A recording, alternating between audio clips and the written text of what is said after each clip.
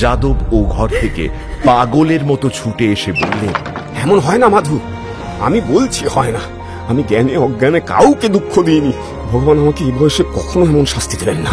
আমাকে আমাকে সব কথা খুলে বল বল বল আমি মাকে গিয়ে ফিরিয়ে হই।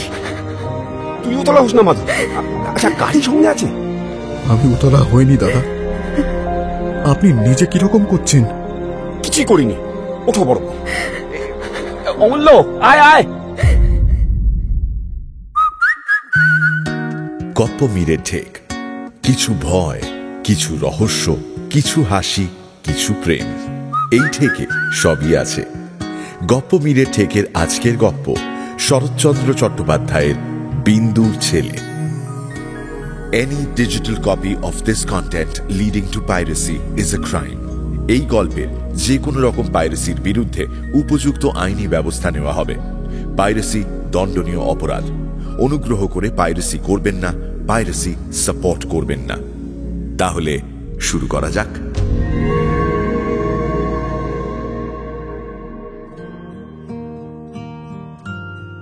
যাদব মুখুজ্জে ও মাধব মুখুজ্জে যে ভাই ছিলেন না, সে কথা তারা নিজেরা এবং বাইরের লোকও ভুলে গিয়েছিল। দরিদ্র যাদব অনেক কষ্টে ছোট ভাই মাধবকে আইন পাশ করিয়েছিলেন এবং বহু চেষ্টায় ধনাঢ্য জমিদারের একমাত্র সন্তান বিন্দুবাসিনীকে ভাইয়ের বউ করে ঘরে এনেছিলেন। বিন্দুবাসিনী অসামান্যা রূপসী। প্রথম যেদিন সে এই অতুল রূপ ও 10 সহস্র টাকার কাগজ নিয়ে ঘর করতে এসেছিল, সেদিন বড় বউ অন্নপূর্ণার চোখ আনন্দের জলে ভরে গিয়েছিল। বাড়িতে শাশুড়ি ননদ ছিল না, তিনিই ছিলেন গৃহিণী। ছোট বউয়ের মুখখানি তুলে ধরে প্রতিবাসিনীদের কাছে সগর্বে অন্নপূর্ণা বলেছিলেন, ঘরে বউ আনতে হয় তো এমনি, একেবারে লক্ষ্মীর প্রতিমা। কিন্তু দুদিনেই তাঁর এ ভুল ভাঙল। দুদিনেই টের পেলেন ছোট বউ যে ওজনে রূপ ও টাকা এনেছে, তার চতুর্গুণ অহংকার অভিমানও সঙ্গে এনেছে। সে কথা তিনি যাদবকেও বললেন, কিন্তু যাদব কথাটা বিশ্বাস করলেন না। যাদব অতিশয় শান্ত প্রকৃতির লোক। জমিদারি সেরেস্তায় নায়েবি এবং ঘরে এসে পূজা অর্চনা, এই তার কাজ। মাধব বয়সে ছোট, উকিল হয়ে সম্প্রতি ব্যবসা শুরু করেছিল। সে এসে বলল, বৌঠান, টাকাটাই কি দাদার বেশি হলো? দুদিন সবুর করলে আমিও তো রোজগার করে দিতে পারতাম। অন্নপূর্ণা চুপ করে রইলেন। এছাড়া আরো একটা বিপদ হয়েছিল, এই যে ছোট বউকে শাসন করবার জো ছিল না। তার এমনই ভয়ঙ্কর ফিটের ব্যামো ছিল যে ডাক্তার না ডাকলে আর উপায় হতো না। সুতরাং সাধের বিবাহটা যে ভুল হয়ে গেছে, এই ধারণাই সকলের মনে বদ্ধমূল হয়ে গেল। শুধু যাদব হাল ছাড়লেন না। তিনি সকলের বিরুদ্ধে দাঁড়িয়ে ক্রমাগত বলতে লাগলেন, না গো না, তোমরা পরে দেখো, মায়ের আমার অমন জগদ্ধাত্রীর মতো রূপ, সে কি একেবারে নিষ্ফল যাবে? না, এ হতেই পারে না। একদিন কি একটা কথার পরে ছোট বউ মুখ অন্ধকার করে স্থির হয়ে বসে আছে দেখে ভয়ে অন্নপূর্ণা ঘরের মধ্যে ছুটে গিয়ে তাঁর 1.5 বছরের ঘুমন্ত ছেলে অমূল্য চরণকে বিন্দুর কোলের ওপর নিক্ষেপ করেই পালিয়ে গেলেন। অমূল্য কাঁচা ঘুম ভেঙে চিৎকার করে উঠল। বিন্দু প্রাণপণে নিজেকে সংবরণ করে মূর্ছার কবল থেকে আত্মরক্ষা করে ছেলে বুকে করে ঘরে চলে গেল। অন্নপূর্ণা আড়ালে দাঁড়িয়ে তা দেখলেন এবং ফিটের ব্যামোর এই অমোঘ দৈব ঔষধ আবিষ্কার করে পুলকিত হলেন। সংসারের সমস্ত ভার অন্নপূর্ণার মাথায় ছিল বলে তিনি ছেলে মানুষ করতে পারতেন না, তাই এই ভারটা ছোট বউ নিল। মাসখানেক পরে একদিন সকালবেলা সে ছেলে কোলে নিয়ে রান্নাঘরে ঢুকে বলল, দিদি, অমূল্য দুধ কই? অন্নপূর্ণা তাড়াতাড়ি হাতের কাজটা ফেলে রেখে ভয়ে ভয়ে বললেন, 1 মিনিট সবুর কর বোন, এক্ষুনি জাল দিয়ে দিচ্ছি। কালও তোমাকে বলেছি আমার 8টার আগে দুধ চাই, তা সে তো 9টা বেজে গেল। কাজটা তোমার যদি এতই ভারী থাকে দিদি, স্পষ্ট করে বললেই তো পারো, আমি অন্য উপায় দেখি। আর হ্যাঁ বামুন মেয়ে, তোমারও কি একটু হুঁশ থাকতে নেই গা? বাড়ি শুদ্ধ লোকের পিন্ডি রান্না না হয় 2 মিনিট পরেই হতো। তোর মতো শুধু ছেলেকে টিপ পরানো আর কাজল দেওয়া নিয়ে থাকলে আমাদেরও হুঁশ থাকতো। 1 মিনিট আর দেরি হয় না ছোট বউ। তোমার অতি বড় দিব্যি রইল দিদি, যদি কোনোদিন আর অমূল্য দুধে হাত দাও, আর আমারও দিব্যি রইল কোনোদিন যদি তোমাকে বলি। এই বলে সে মেঝের ওপর অমূল্যকে দুম করে বসিয়ে দিয়ে দুধের কড়া তুলে এনে উনুনের ওপর চড়িয়ে দিল। এই অভাবনীয় ব্যাপারে অমূল্য চিৎকার করে উঠতেই বিন্দু তার গাল টিপে বলল, চুপ কর হারামজাদা, চুপ কর, চেঁচালে একেবারে মেরে ফেলবো। অন্নপূর্ণা স্থির হয়ে দাঁড়িয়ে রইলেন। খানিক পরে বিন্দু দুধ নিয়ে চলে গেলে তিনি পাচিকাকে সম্বোধন করে বললেন, শুনলে মেয়ে, ওর কথা শুনলে? সেই যে একদিন হাসতে হাসতে বলেছিলুম অমূল্যকে তুই নে, ছোট বউ সেই জোরে আজ আমাকেও দিব্যি দিয়ে গেল। এমন করে অন্নপূর্ণার ছেলে বিন্দুবাসিনীর কোলে মানুষ হতে লাগলো এবং তার ফল হলো এই যে অমূল্য খুড়িকে মা এবং মাকে দিদি বলতে শিখল। এর কিছু বছর পরে যেদিন খুব ঘটা করে অমূল্যের হাতে খড়ি হয়ে গেল, তার পরদিন সকালে অন্নপূর্ণা রান্নাঘরের কাজে ব্যস্ত ছিলেন। বাইরে থেকে বিন্দুবাসিনী ডেকে বলল, দিদি, অমূল্যদান প্রণাম করতে এসেছে, একবারটি বাইরে এসো। অন্নপূর্ণা বাইরে এসে অমূল্যের সাজগোজ দেখে অবাক হয়ে গেলেন। তার চোখে কাজল, কপালে টিপ, গলায় সোনার হার, মাথার উপর ঝুঁটি করে চুল বাঁধা, পরনে একখানি হলদে রঙের ছোপান কাপড়, এক হাতে দড়ি বাঁধা মাটির দোয়াত, বগলে ক্ষুদ্র একখানি মাদুর জড়ানো গুটি কয়েক তালপাতা। দিদিকে প্রণাম করো তো বাবা। অমূল্য জননীকে প্রণাম করল। তার পায়ে জুতো নেই, মোজা নেই, পরনে নানাবিধ বিলাতি পোশাক নেই। অন্নপূর্ণা এই অপরূপ সাজ দেখে হেসে বললেন, এত তোর আসে ছোট বউ? ছেলে বুঝি পড়তে যাচ্ছে? হ্যাঁ, গঙ্গা পণ্ডিতের পাঠশালায় পাঠিয়ে দিচ্ছি। আশীর্বাদ করো দিদি, আজকের দিন যেন ওর জীবনে একেবারে সার্থক হয়। চাকরের দিকে ফিরে তারপর বিন্দু বলল, ভৈরব, পণ্ডিত মশাইকে আমার নাম করে বিশেষ করে বলে দিস, ছেলেকে আমার জন্য কেউ মারধর না করে। দিদি, এই 5টা টাকা ধরো, বেশ করে একখানা সিদে সাজিয়ে টাকা কটি দিয়ে কদমের হাতে পাঠশালায় পাঠিয়ে দাও। এই বলে সে গভীর স্নেহে চুমু খেয়ে ছেলেকে কোলে তুলে নিয়ে চলে গেল। মন দিয়ে পড়াশুনো করবে কেমন? অন্নপূর্ণার দু চোখ জলে ভরে উঠল। তিনি বামুন ঠাকুরুনকে উদ্দেশ্য করে বললেন, ছেলে নেই ব্যস্ত, তবু পেটে ধরেনি, তাহলে না জানি ও কি করত। বামুন ঠাকুরুন বলল, সেজন্যই ভগবান বোধ করি দিলেন না, এত বয়স হলো। কথাটা শেষ হলো না। ছোট বউ একা ফিরে এসে বলল, দিদি, বড় ঠাকুরকে বলে আমাদের বাড়ির সামনে একটা পাঠশালা করে দেওয়া যায় না? আমি সমস্ত খরচ দেব। এখনো সে 2 পা যায়নি ছোট বউ, এর মধ্যেই তোর মতলব ঘুরে গেল। না হয় তুইও জানা পাঠশালে গিয়ে বসে থাকবি। মতলব ঘোরেনি দিদি, কিন্তু ভাবছি আড়ালে থাকা এক আর চোখের সামনে এক। পুরোরা সব দুষ্টু ছেলে, ওকে ছোটটি পেয়ে যদি মারধর করে? করলেই বা, ছেলেরা মারামারি করেই। তাছাড়া সকলের ছেলেই সমান ছোট বউ, তাদের বাপ মা প্রাণ ধরে যদি পাঠশালে দিতে পেরে থাকে, তুই পারবি না কেন? পরের ছেলের সঙ্গে তুলনা আমার ভালো লাগে না দিদি, তোমার ওই এক কথা। আচ্ছা ধরো, কেউ যদি ওর চোখে কলমের খোঁচায় দিয়ে দেয়, তাহলে? তাহলে ডাক্তার দেখাবি। একেবারে এত উতলা হোস না ছোট বউ। আচ্ছা, ছেলে কি তোর বড় হবে না? তুই কি চিরকাল তাকে আঁচল চাপা দিয়ে রাখতে পারবি? এটা ভাবিস না কেন? এত দূরে রোজ রোজ আমি ছেলেকে পাঠাতে পারবো না। এতে কারুর ভালো লাগুক আর না লাগুক, আর এতে ওর বিদ্যে হোক আর নাই হোক।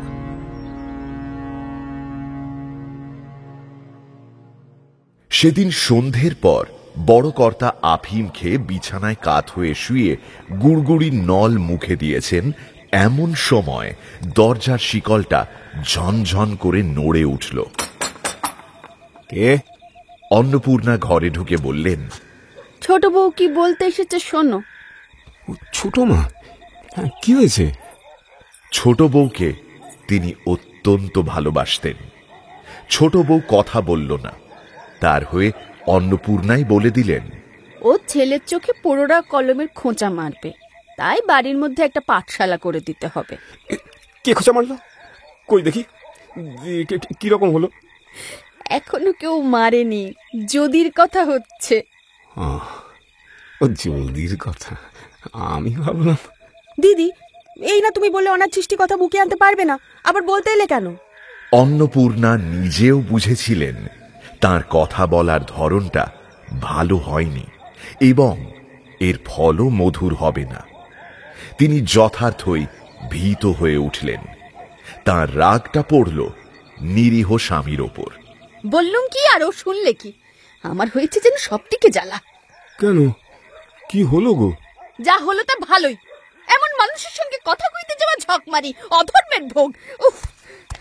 এই বলে রাগে ঘর ছেড়ে চলে গেলেন অন্নপূর্ণা। কি হয়েছে মা? বাইরে গোলার ধারে একটি পাঠশালা হলে। আর বেশি কথা কি মা? কিন্তু পড়াবে কি? পণ্ডিত মশাই এসেছিলেন, তিনি মাসে 10 টাকা করে পেলে পাঠশালা তুলে আনবেন। আমি বলি কি, আমার সুদের জমা টাকা থেকে যেন সব খরচ দেয়া হয়। বেশ তো মা, কালই আমি লোক লাগিয়ে দেব। গঙ্গারাম এইখানেই যদি তার পাঠশালা তুলে আনে, সে ভালো কথাই। ভাসুরের হুকুম পেয়ে বিন্দুর রাগ পড়ে গেল। সে হাসি মুখে রান্নাঘরে ঢুকে দেখল অন্নপূর্ণা মুখ ভার করে বসে আছেন এবং কাছে বসে কদম হাত মুখ নেড়ে কি যেন ব্যাখ্যা করছে। বিন্দুকে ঢুকতে দেখেই সে পাংশু মুখে চুপ করল। বিন্দু বুঝল তার কথাই হচ্ছিল। সামনে এসে বলল, কি হলো কদম? না দিদি, এই কি না, বড় মা বললেন কি না, এই ধরো না। কেন? হ্যাঁ ধরেছি, তুই কাজ করকে যা। কদম দ্বিরুক্তি না করে উঠে গেল। বড় গিন্নির পরামর্শদাতাগুলি বেশ, বড়ঠাকুরকে বলে ওদের মাইনে বাড়িয়ে দেওয়া উচিত। বিন্দু খুশি থাকলে অন্নপূর্ণাকে দিদি বলতো, আর রাগলে বলতো বড় গিন্নি। যা না বলগে না, বড়ঠাকুর আমার মাথাটা কেটে নেবে। আর বড়ঠাকুরও তেমনি, তক্ষুনি শুরু করবে। ঠিক কথা মা। ঢের ঢের বরাত দেখেছি ছোট বউ, কিন্তু তোর মতো দেখিনি। কি কপাল নিয়ে জন্মেছিলি মাইরি। বাড়ি শুদ্ধ সবাই যেন ভয়ে জড়সড়। কই, তুমি তো ভয় করো না। করিনি আবার? তোর রণচণ্ডী মূর্তি দেখলে যার বুকের রক্ত জল হয়ে না যায়, সে এখনো মায়ের পেটে আছে। কিন্তু অত রাগ ভালো নয় ছোট বউ। এখনো কি ছোটটি আছিস? ছেলে হলে যে এতদিনে 4-5 ছেলের মা হতিস। আর তোকেই বা দোষ দেব কি? ওই বুড়ো মিন সেই আদর দিয়ে তোর মাথাটা খেলে। কপাল নিয়ে যে জন্মেছিলুম দিদি, সে কথা তোমার মানি। ধন দৌলত আদর আহ্লাদ অনেকেই পায়, সেটা বেশি কথা নয়। কিন্তু এমন দেবতার মতো ভাসুর পেতে অনেক জন্ম জন্মান্তরের তপস্যার ফল থাকা চাই। আমার অদৃষ্ট দিদি, তুমি হিংসে করে কি করবে? কিন্তু আদর দিয়ে তিনি তো মাথা খাননি। আদর দিয়ে যদি কেউ মাথা খেয়ে থাকে তো সে তুমি। আমি? সে কথা কারো বলবার জোরে। আমার শাসন বড় কড়া শাসন। কিন্তু কি করব, আমার কপাল মন্দ, কেউ আমাকে ভয় করে না। আমিও সয়ে থাকি। অন্য কেউ হলে। দিদি, তুমি সত্য যুগের মানুষ, কেন মরতে একালে এসে জন্মেছিলে বলো তো? কই, আমার সঙ্গে তো কেউ ঝগড়া করে না। এই বলে হঠাৎ সামনে এসে হাঁটু গেড়ে বসে 2 হাত দিয়ে অন্নপূর্ণার গলা জড়িয়ে ধরে বলল, একটা গল্প বলো না দিদি। যা, সরে যা। হঠাৎ কদম ছুটে এসে বলল, দিদি, অমূল্য জাতিতে হাত কেটে ফেলে কাঁদছে। বিন্দু তক্ষুনি উঠে দাঁড়িয়ে বলল, হ্যাঁ, জাতি পেলে কোথায়? তোরা কি করছিলি? আমিও ঘরে বিছানা করছিলুম দিদি। জানি না কখনো বড় মার ঘরে ঢুকে। আচ্ছা, হয়েছে হয়েছে, যা। এই বলে বিন্দু ঘর থেকে চলে গেল। খানিক পরে অমূল্যের আঙুলের ডগায় ভিজে ন্যাকড়ার পট্টি বেঁধে কোলে করে নিয়ে এসে বলল, আচ্ছা দিদি, কতদিন বলেছি তোমাকে ছেলেপুলের ঘরে জাতি টাতিগুলো একটু সাবধানে রাখো, তা না? কি কথা যে তুই বলিস ছোট বউ, তার মাথা মুন্ডু নেই। কখন তোর ছেলে ঘরে ঢুকে হাত কাটবে বলে কি জাতি নোয়ার সিন্ধুকে বন্ধ করে রাখবো?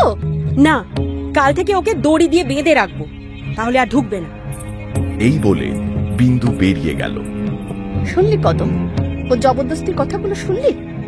জাতি কি মানুষ সিন্ধুকে তুলে রাখে? কদম কি একটা বলতে গিয়ে হাঁ করে থেমে গেল। বিন্দু ফিরে এসে বলল, ফের যদি তুমি দাসী চাকরকে মধ্যস্থ মানবে তো সত্যি বলছি তোমাকে ছেলে নিয়ে আমি বাপের বাড়ি চলে যাব।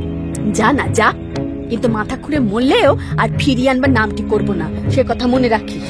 আমি আসতেও চাই না।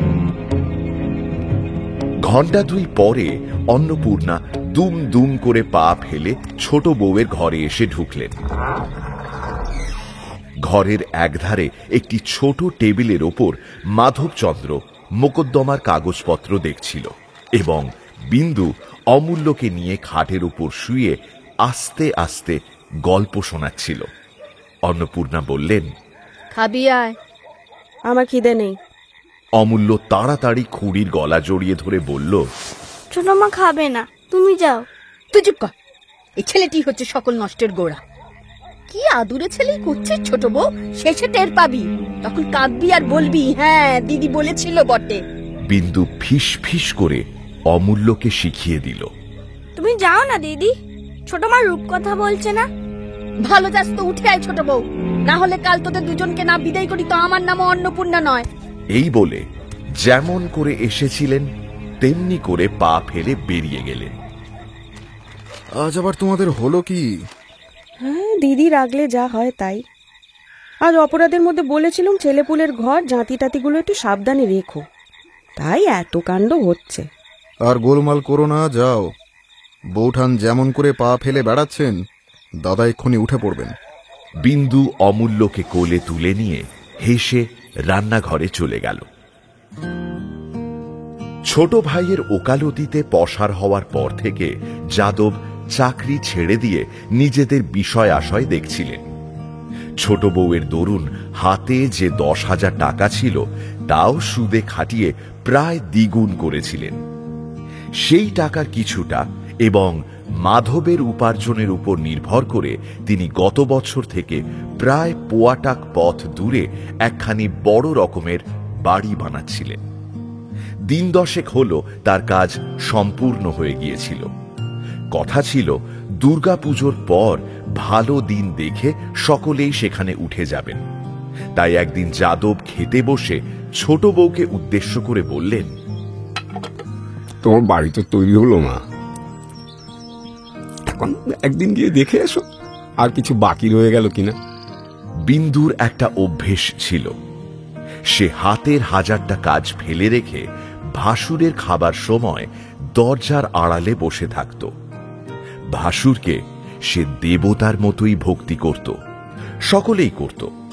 বিন্দু বলল, আর কিছু বাকি নেই। না দেখেই রায় দিলে মা। আচ্ছা, ভালো কথা। তবে আরো একটি কথা আছে। আমার ইচ্ছে আত্মীয় স্বজন আমাদের যে যেখানে আছেন সকলকেই এক করে একটি সুদিন দেখে উঠে যাই, গিয়ে গৃহদেবতার পুজো দিই। কি বলো মা? দিদিকে বলি, তিনি যা বলবেন তাই হবে। হ্যাঁ, তা বলো। কিন্তু তুমি আমার সংসারের লক্ষ্মী মা, তোমার ইচ্ছেতেই কাজ হবে। অন্নপূর্ণা কাছেই বসেছিলেন। তবু তোমার মা লক্ষ্মীটি যদি একটু শান্ত হতেন। শান্ত আবার কি বড় বউ, মা আমার জগদ্ধাত্রী, বড় দেন, দরকার হলে খাঁড়াও ধরেন। এই তো আমি চাই, মাকে এনে অবধি সংসারে আমার এতটুকু দুঃখ কষ্ট নেই। সে কথা তোমার সত্যি। ও আসবার আগের দিনগুলো এখন মনে করলেও ভয় হয়। আপনি সকলকে আনান, আমাদের ও বাড়ি বেশ বড়, কারো কোনো কষ্ট হবে না। ইচ্ছে করলে তারা 2 মাস 4 মাস থাকতেও পারবেন।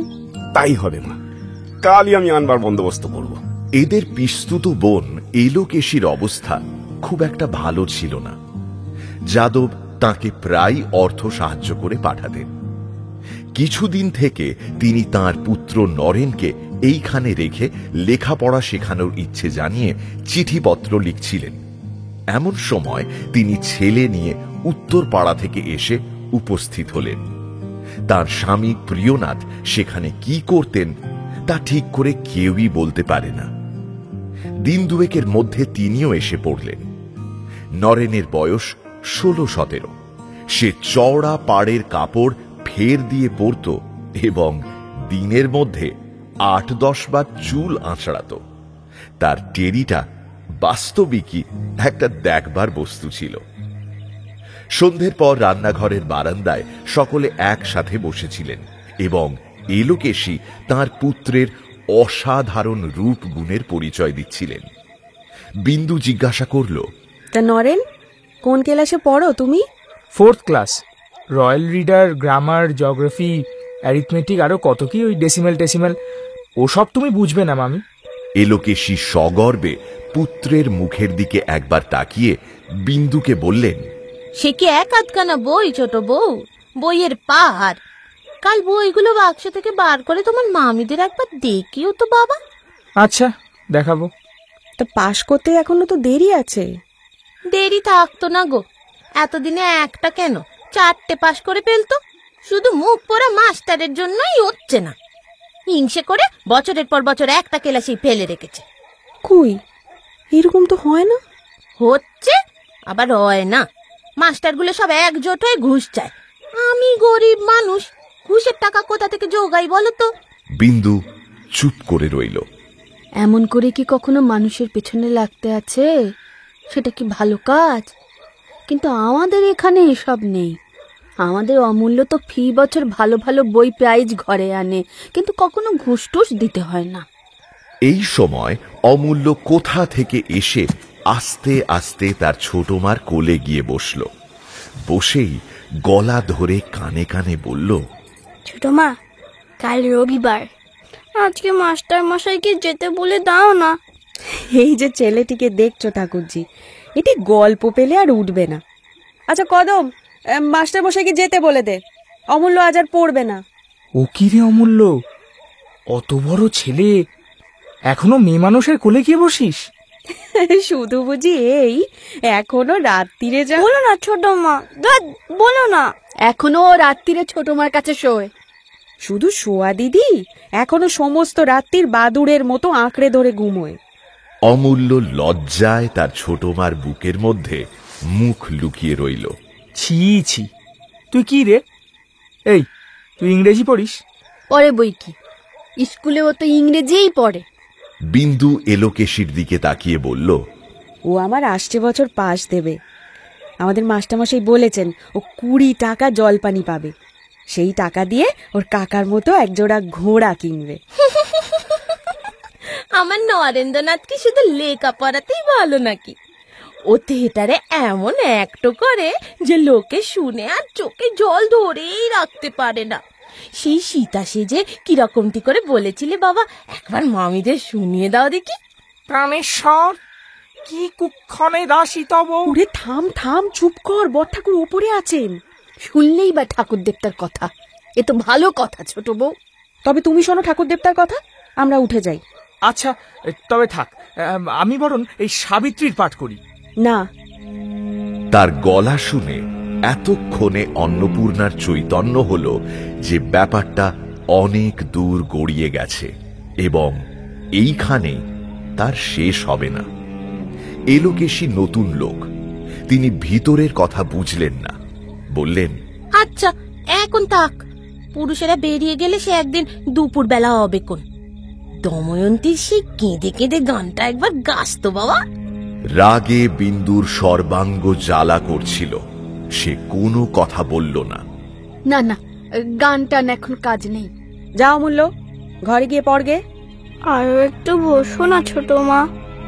বিন্দু কোনো কথা না বলে তাকে সঙ্গে করে ঘরে চলে গেল।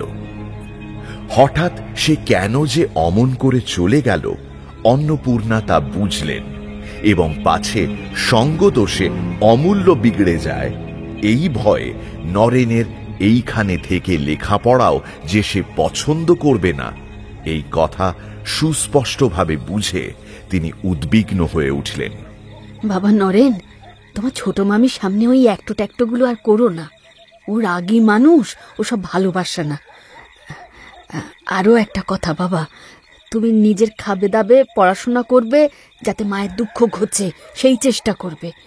তুমি অমূল্যর সঙ্গে বেশি মিশো না বাবা, ও ছেলে মানুষ, তোমার চেয়ে অনেক ছোট। সে তো ঠিক কথা, ও গরিবের ছেলে, গরিবের মতোই থাকা উচিত। তবে বড় বউ, অমূল্যটিই তোমার কচি খোকা, আর আমার নরেনি কি বুড়ো গা? 1-8 বছরের ছোট বড়কে আর বড় বলে না। আর ও কি কখনো বড় লোকের ছেলে চোখে দেখেনি গা? ওদের থিয়েটারের দলে কত রাজা রাজার ছেলেরা রয়েছে। না ঠাকুরছি, সে কথা বলিনি, আমি বলছি। আবার কি করে বলবে বড় বউ?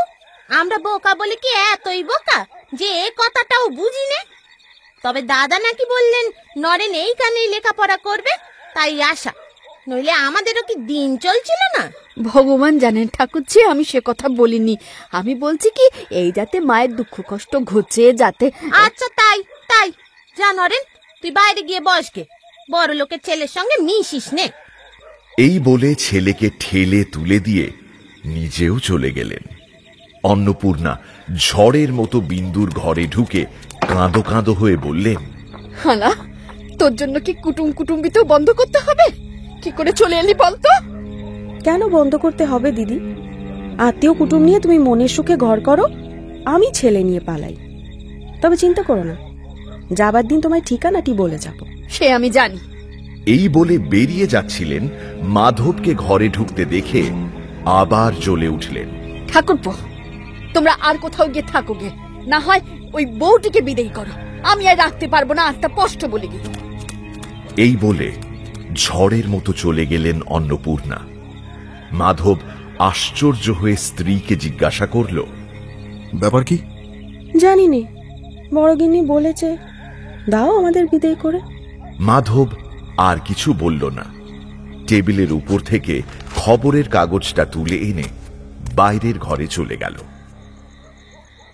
এলোকেশী দেখতে বোকার মতন ছিলেন, কিন্তু সেটা ভুল। তিনি যেই দেখলেন নিঃসন্তান ছোট বউয়ের অনেক টাকা, তিনি তক্ষুনি সেই দিকে ঢললেন এবং প্রতি রাত্রে স্বামী প্রিয়নাথকে একবার করে ভর্ৎসনা করতে লাগলেন।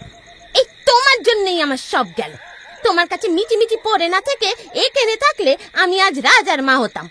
আমার এমন সোনার চাঁদ ফেলে কি আর ওই কাল ভূতের মতো ছেলেটাকে ছোট বউ?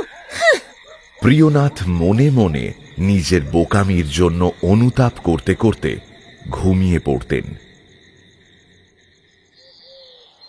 এমনি করে ছোট বউয়ের প্রতি ঠাকুরঝির স্নেহ প্রীতি বন্যার মতো ফুলে ফেঁপে উঠছিল।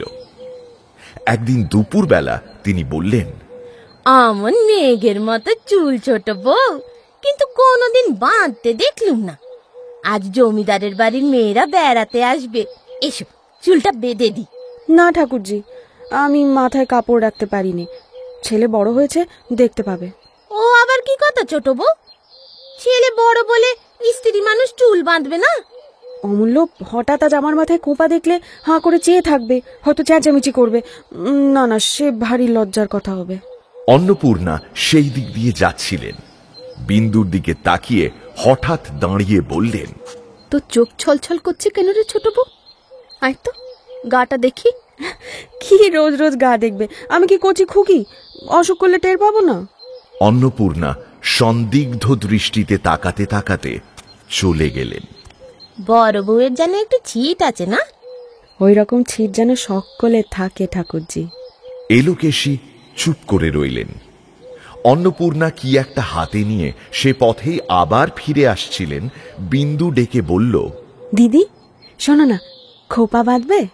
অন্নপূর্ণা কিছুক্ষণ নিঃশব্দে দাঁড়িয়ে সমস্ত ব্যাপারটা বুঝে নিয়ে এলোকেশীকে বললেন, আমি কত বলেছি ঠাকুরজি, ওকে বলা মিছে।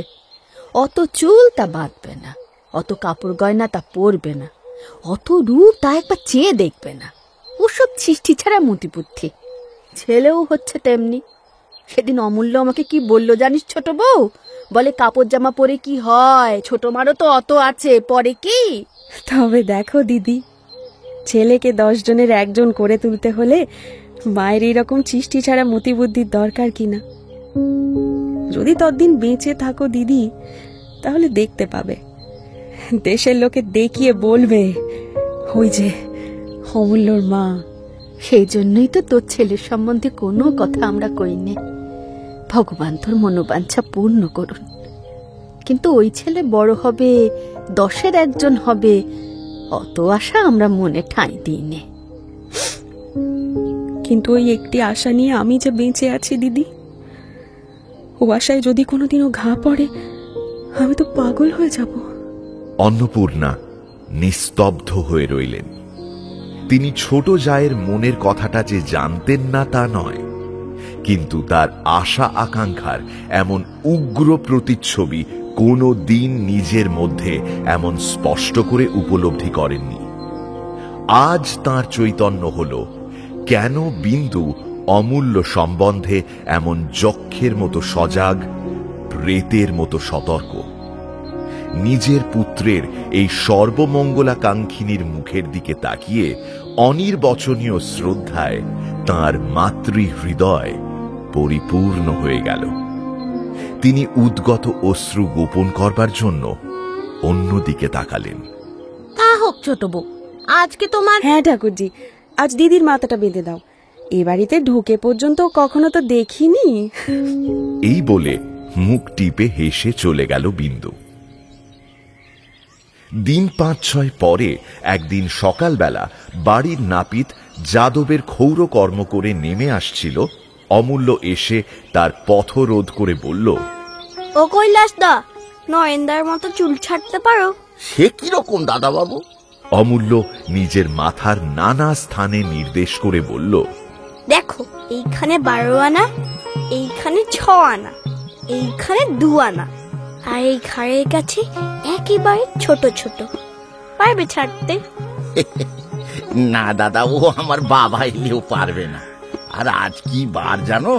তোমার ছোট মা হুকুম না দিলে তো ছাড়তে পারি না দাদা। আচ্ছা দাঁড়াও, আমি জেনে আসি। এই বলে সে ঝড়ের মতো ঘরে ঢুকে বলল, ছোট মা, শিগগির একবার এসে তো। ওরে ছুস নে আন্নিক করছি। আন্নিক পরে করো ছোট মা, একবারটি বাইরে এসে হুকুম দিয়ে যা তো, নইলে চুল ছেড়ে দেয় না, সে দাঁড়িয়েই আছে। বিন্দু কিছুটা আশ্চর্য হল।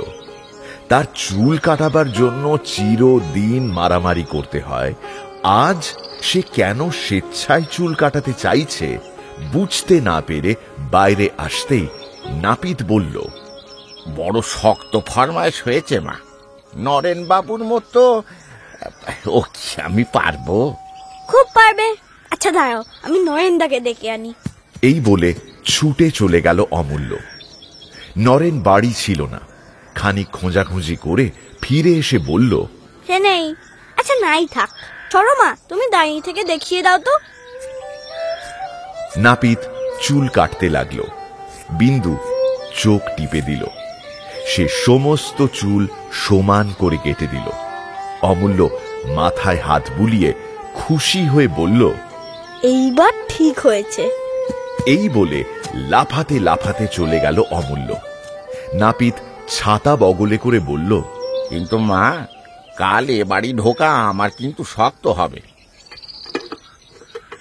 বিন্দু রান্নাঘরের একধারে বসে বাটিতে দুধ সাজাতে সাজাতে শুনতে পেল অমূল্য বাড়িময় কাকার চুল আঁচড়াবার বুরুশ খুঁজে বেড়াচ্ছে। খানিক পরেই সে বিন্দুর পিঠের উপর ঝুঁকে পড়ে বলল, কিচ্ছু হয়নি ছোট মা, সব খারাপ করে দিয়েছে। দেখো আমার চুলটা, কাল আমি ওকে মেরেই ফেলবো। তুমি কি কানা, চোখে দেখতে পাও না? অন্নপূর্ণা কান্নাকাটি শুনে ঘরে ঢুকে সমস্ত কথা শুনে বললেন, তার আর কি, কাল ঠিক করে কেটে দিতে বলবো। কাল কি করে 12 আনা হবে? এখানে চুল কই? সেদিন অমূল্য ভালো করে ভাত খেল না, ফেলে ছড়িয়ে উঠে চলে গেল। হ্যাঁ রে, তোর ছেলে তেরি বাগাবার শখ হলো কবে থেকে রে? তুচ্ছ কথা দিদি, তাই হাসছি, কিন্তু ভয় আমার বুক শুকিয়ে যাচ্ছে। সব জিনিসের শুরু কিন্তু এমনি করেই হয়। অন্নপূর্ণা আর কথা বলতে পারলেন না।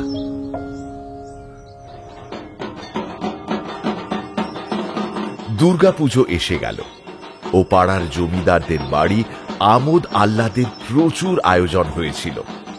দুদিন আগে থেকেই নরেন তার মধ্যে মগ্ন হয়ে গেল। সপ্তমীর রাত্রে অমূল্য এসে ধরল।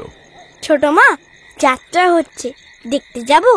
নরেন্দা বলেছে 3টে থেকে শুরু হবে। এখন থেকে সমস্ত রাত্রির হিমে পড়ে থাকবি? না না, সে হবে না। কাল সকালে তোর কাকার সঙ্গে যাস, খুব ভালো জায়গা পাবি। কাকা হয়তো যাবেন না, নয়তো কত বেলায় যাবেন। 3টে-4টের সময় যাত্রা শুরু হলে চাকর দিয়ে পাঠিয়ে দেবো, এখন শো। অমূল্য রাগ করে বিছানার এক প্রান্তে গিয়ে দেওয়ালের দিকে মুখ ফিরিয়ে শুয়ে রইল। বিন্দু টানতে গেল, সে হাত সরিয়ে দিয়ে শক্ত হয়ে পড়ে রইল। তারপর কিছুক্ষণের জন্য সকলেই বোধ করি একটু ঘুমিয়ে পড়েছিল। বাইরের বড় ঘড়ির শব্দে অমূল্যর ঘুম ভেঙে গেল। সে উৎকর্ণ হয়ে গুনতে লাগল। ধরফর করে সে উঠে বসে বিন্দুকে সজোরে নাড়া দিয়ে ঘুম থেকে তুলে বলল, ওঠো ওঠো ছোট মা, 3টে-4টে বেজে গেল। বাইরের ঘড়িতে বাজতে লাগলো 7টা-8টা বেজে গেল, কখন যাব? বাইরের ঘড়িতে তখনও বাজতে লাগলো 12টা বেজে তারপর থামল। অমূল্য নিজের ভুল বুঝতে পেরে অপ্রতিভ হয়ে চুপ করে শুল। ঘরের ওধারের খাটের উপর মাধব ঘুমত। চেঁচামেচিতে তারও ঘুম ভেঙে গিয়েছিল। অমূল্য, কি হলো রে? অমূল্য লজ্জায় সাড়া দিল না। ও যে করে আমাকে তুলেছে, ঘরে ধরে আগুন ধরে গেলেও মানুষ অমন করে তোলে না। অমূল্য নিস্তব্ধ হয়ে আছে দেখে তার দয়া হলো। আচ্ছা যা, কিন্তু কারোর সঙ্গে ঝগড়াঝাটি করিস নে। তারপর ভৈরবকে ডেকে আলো দিয়ে পাঠিয়ে দিল। পরদিন বেলা 10টার সময় যাত্রা শুনে অমূল্য ঘরে ঢুকে কাকাকে দেখেই বলল, কই গেলেন না আপনি? হ্যাঁ রে, কেমন দেখলি রে? বেশ যাত্রা ছোট মা। কাকা, আজ সন্ধ্যের সময় চমৎকার খ্যামটার নাচ হবে। কলকাতা থেকে 2জন এসেছে। নরেন্দা তাদের দেখেছে, ঠিক ছোট মার মতো, খুব ভালো দেখতে। তারা নাচবে, আমি বাবাকেও বলেছি। বেশ করেছো। রাগে বিন্দুর সমস্ত মুখ লাল হয়ে উঠল। সে মাধবকে বলল, তোমার গুণধর ভাগ্নের কথা শোনো। অমূল্য, তুই একবারও আর ওখানে যাবি না। হারামজাদা বজ্জাত। কে বললে আমার মতো? নরেন? হ্যাঁ, সে দেখেছে তো। কই নরেন, কই? আচ্ছা, আসুক সে। পাগল তুমি? দাদা শুনছেন, আর গোলমাল করো না। কাজেই বিন্দু কথাটা নিজের মধ্যে চেপে রেখে রাগে পুড়তে লাগল।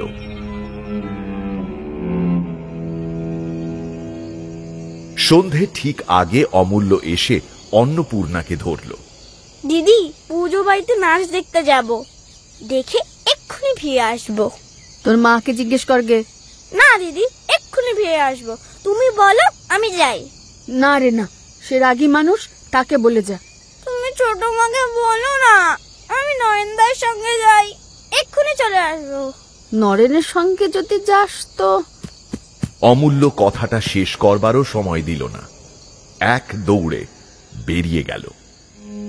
ঘণ্টাখানেক পরে অন্নপূর্ণার কানে গেল বিন্দু খোঁজ করছে। তিনি চুপ করে রইলেন। খোঁজাখুঁজি ক্রমেই বাড়তে লাগলো। তখন তিনি বাইরে এসে বললেন, ওই কি নাচ হবে নরেনের সঙ্গে, তাই দেখতে গেছে, এখনই ফিরে আসবে, তোর কোনো ভয় নেই। কে যেতে বলেছে? তুমি? অমূল্য যে সম্মতি না নিয়ে গিয়েছে এ কথা অন্নপূর্ণা ভয়ে স্বীকার করতে পারলেন না। বললেন, এখনই আসবে। বিন্দু মুখ অন্ধকার করে চলে গেল। খানিক পরে অমূল্য বাড়ি ঢুকে যেই শুনল ছোট মা ডাকছে, সে গিয়ে তার বাবার বিছানায় এক ধারে শুয়ে পড়ল। প্রদীপের আলোয় চোখে চশমা এঁটে যাদব ভাগবত গীতা পড়ছিলেন। মুখ তুলে বললেন, কিরে অমূল্য? অমূল্য কোনো সাড়া দিল না। কদম এসে বলল, ছোট মা ডাকছেন, এসো। বাবা, ও বাবা, তুমি দিয়ে আসবে, চলো না। আমি দিয়ে আসবো? কি হয়েছে কদম? কদম বলাতে যাদব বুঝলেন এই নিয়ে একটা কলহ অবশ্যম্ভাবী। একজন নিষেধ করেছে, একজন হুকুম দিয়েছে। তাই অমূল্যকে সঙ্গে করে ছোট বধূর ঘরের বাইরে দাঁড়িয়ে ডেকে বললেন, এইবারটি মাফ করে দাও মা, ও বলছে আর করবে না। সেই রাত্রে দুই যায় খেতে বসলে বিন্দু বলল, আমি তোমার ওপর রাগ করছি না দিদি, কিন্তু এখানে আমার আর থাকা চলবে না। অমূল্য তাহলে একেবারে বিগড়ে যাবে। আমি যদি মানা না করতুম তাহলেও একটা কথা ছিল, কিন্তু নিষেধ করা সত্ত্বেও এত বড় সাহস ওর হলো কি করে? আমি তখন থেকে শুধু এই কথাই ভাবছি। তারপর বজ্জাতি বুদ্ধি দেখো, আমার কাছে যায়নি, এসেছে তোমার কাছে। বাড়ি ফিরে যেই শুনেছে আমি ডাকছি, অমনি গিয়ে বড় ঠাকুরকে সঙ্গে করে এনেছে। না দিদি, এতদিন তো এসব ছিল না। আমি বরং কলকাতায় বাসা ভাড়া করে থাকবো, সেও ভালো। কিন্তু একটাই ছেলে, সেও বয়ে যাবে। তাকে নিয়ে সারা জীবন আমি চোখের জলে ভাসতে পারবো না দিদি। তোরা চলে গেলে আমি বা কি করে একলা থাকি বল? সে তুমি জানো। আমি যা করব তোমাকে বলে দিলুম। বড় মন্দ ছেলে ওই নরেন। কেন, কি করলে নরেন? আর মনে কর ওরা যদি দুটি ভাই হতো, তাহলে কি করতিস? আজ তাহলে চাকর দিয়ে হাত পা বেঁধে জল বিচুটি দিয়ে বাড়ি থেকে দূর করে দিতুম। তাছাড়া যদি নিয়ে কাজ হয় না দিদি, ওদের তুমি ছাড়ো। ছাড়া না ছাড়া কি আমার হাতে, ছোট বউ? যে ওদের এনেছে তাকে বলকে, আমাকে মিথ্যে গঞ্জনা দিস নে। এইসব কথা বড় ঠাকুরকে বলবো কি করে? আমি যেমন করে সব কথা বলিস তেমনি করে বলগে। বিন্দু ভাতের থালাটা ঠেলে দিয়ে বলল, নাকা সেজো না দিদি। তুমি বেঁচে থাকতে এসব কথায় কথা বলতে গেলে বড় ঠাকুর রাগ করবেন না? রাগ নিশ্চয়ই করবেন, কিন্তু আমি বললে আমার মুখ আর দেখবেন না। হাজার হই আমরা পর, ওরা ভাই বোন, সেটা দেখিস না কেন? তাছাড়া আমার বয়স হয়েছে, এই তুচ্ছ কথা নিয়ে নেচে বেড়ালে লোকে পাগল বলবে না? বিন্দু এবার ভাতের থালাটা হাত দিয়ে আরো খানিকটা ঠেলে দিয়ে গুম হয়ে বসে রইল। অন্নপূর্ণা বুঝলেন সে কেবল ভাসুরের ভয়ে চুপ করে গেল। অন্নপূর্ণা বললেন, হাত তুলে বসে রইলি? ভাতের থালাটা কি অপরাধ করলে? আমার খাওয়া হয়ে গেছে। অন্নপূর্ণা তার ভাব দেখে আর কিছু বলতে সাহস করলেন না। শুতে গিয়ে বিন্দু বিছানায় অমূল্যকে দেখতে না পেয়ে ফিরে এসে বলল, সে গেল কোথায়? আজ দেখছি আমার বিছানায় শুয়ে ঘুমোচ্ছে। যাই তুলে দিয়ে গে। না না, থাক। এই বলে বিন্দু মুখ অন্ধকার করে চলে গেল। ছোট বউ।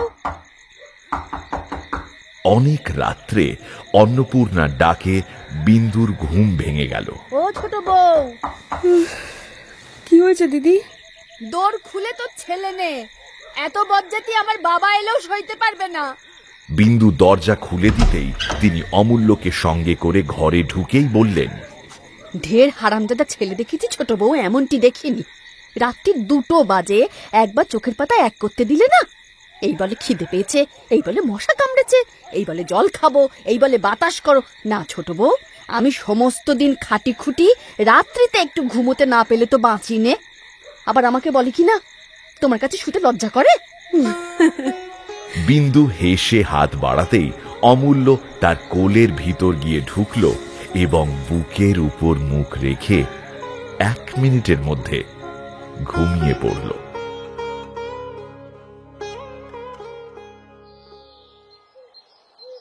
দিন 10 পরের কথা। একদিন দুপুরে অন্নপূর্ণা বিন্দুর ঘরে ঢুকতে ঢুকতে বললেন, ছোট বউ। বিন্দু এক রাশ ময়লা কাপড় জামার সামনে স্তব্ধ হয়ে বসেছিল। ধোপা এসেছে? ছোট বউ কোনো কথা বলল না।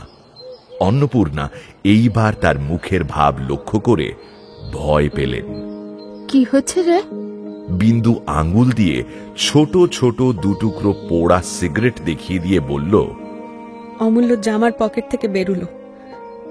তোমার 2টি পায়ে পড়ি দিদি, ওদের বিদায় করো, না হয় আমাদের কোথাও পাঠিয়ে দাও। অন্নপূর্ণা জবাব দিতে পারলেন না। আরো কিছুক্ষণ নিঃশব্দে দাঁড়িয়ে থেকে চলে গেলেন। দুপুরে অমূল্য স্কুল থেকে ফিরে খাবার খেয়ে খেলা করতে গেল। বিন্দু একটি কথাও বলল না। ভৈরব চাকর নালিশ করতে এলো নরেনবাবু বিনা দোষে তাকে মেরেছে। বিন্দু বিরক্ত হয়ে বলল, দিদিকে বলগে। আদালত থেকে ফিরে এসে মাধব কাপড় ছাড়তে ছাড়তে কি একটা পরিহাস করতে গিয়ে ধমক খেয়ে চুপ করে গেল। অদৃশ্যে যে কত বড় ঝড় ঘনিয়ে উঠছে বাড়ির মধ্যে তা কেবল অন্নপূর্ণাই টের পেলেন। উৎকণ্ঠায় সমস্ত সন্ধেটা ছটফট করে একসময় নির্জনে পেয়ে তিনি ছোট বউয়ের হাতখানি ধরে মিনতি করে বললেন, হাজার হোক সে তোরই ছেলে, এইবারটি মাপ কর, বরং আড়ালে ডেকে ধমক দে। আমি নই, তুই তো ওর মা, আমি তোকেই তো দিয়েছি। আমার ছেলে নয় সে কথা আমিও জানি, তুমিও জানো। মিছিমিছি কতগুলো কথা বাড়িয়ে দরকার কি দিদি? যখন ছোট ছিল খাইয়েছি পড়িয়েছি, এখন বড় হয়েছে, তোমাদের ছেলে তোমরা নাও, আমাকে রেহাই দাও। রাত্রে কাঁদো কাঁদো মুখে অমূল্য অন্নপূর্ণার কাছে শুতে এলো। অন্নপূর্ণা ব্যাপার বুঝতে পেরে বিরক্ত হয়ে বললেন, এখানে কেন? যা এখান থেকে, যা বলছি। অমূল্য ঘুরে দেখল তার বাবা ঘুমিয়ে গেছেন। সে কোনো কথা না বলে আস্তে আস্তে সেখান থেকে চলে গেল। সকালবেলা কদম রান্নাঘরে ইঁটো বাসন তুলতে এসে দেখল বারান্দার এক কোণে কতগুলো কাঠ ঘুঁটের উপর অমূল্য ঘুমোচ্ছে। সে তক্ষুনি ছুটে গিয়ে বিন্দুকে তুলে আনল। অন্নপূর্ণাও ঘুম ভেঙে বাইরে বেরিয়ে কাছে এসে দাঁড়ালেন। রাত্রে বড়গিন্নি বুঝি তাড়িয়ে দিয়েছিলে? ও থাকলে ঘুমের ব্যাঘাত হয় না? ছেলের অবস্থা দেখে ক্ষোভে দুঃখে তার নিজের চোখেও জল আসছিল, কিন্তু বিন্দুর নিষ্ঠুর তিরস্কারে জ্বলে উঠে অন্নপূর্ণা বললেন, নিজের দোষ তুই পরের ঘাড়ে তুলে দিতে পারলেই বাঁচিস। বিন্দু ছেলেকে তুলতে গিয়ে দেখল তার গা গরম, জ্বর এসেছে। সারা রাত কার্তিক মাসের হিমে জ্বর তো হবেই, এখন ভালো হলে বাঁচি। জ্বর হয়েছে? কই দেখি। থাক, আর দেখে কাজ নেই। এই বলে ঘুমন্ত ছেলেকে কোলে তুলে নিয়ে অন্নপূর্ণার প্রতি একবার বিষ দৃষ্টি নিক্ষেপ করে নিজের ঘরে চলে গেল বিন্দু। 5-6 দিনে অমূল্য সেরে উঠল বটে, কিন্তু বড় জায়ের অপরাধটা বিন্দু ক্ষমা করল না। সেই দিন থেকে সে ভালো করে কথা পর্যন্ত বলতো না। অন্নপূর্ণা মনে মনে সমস্তই বুঝতে পারলেন, অথচ তিনিও চুপ করে রইলেন।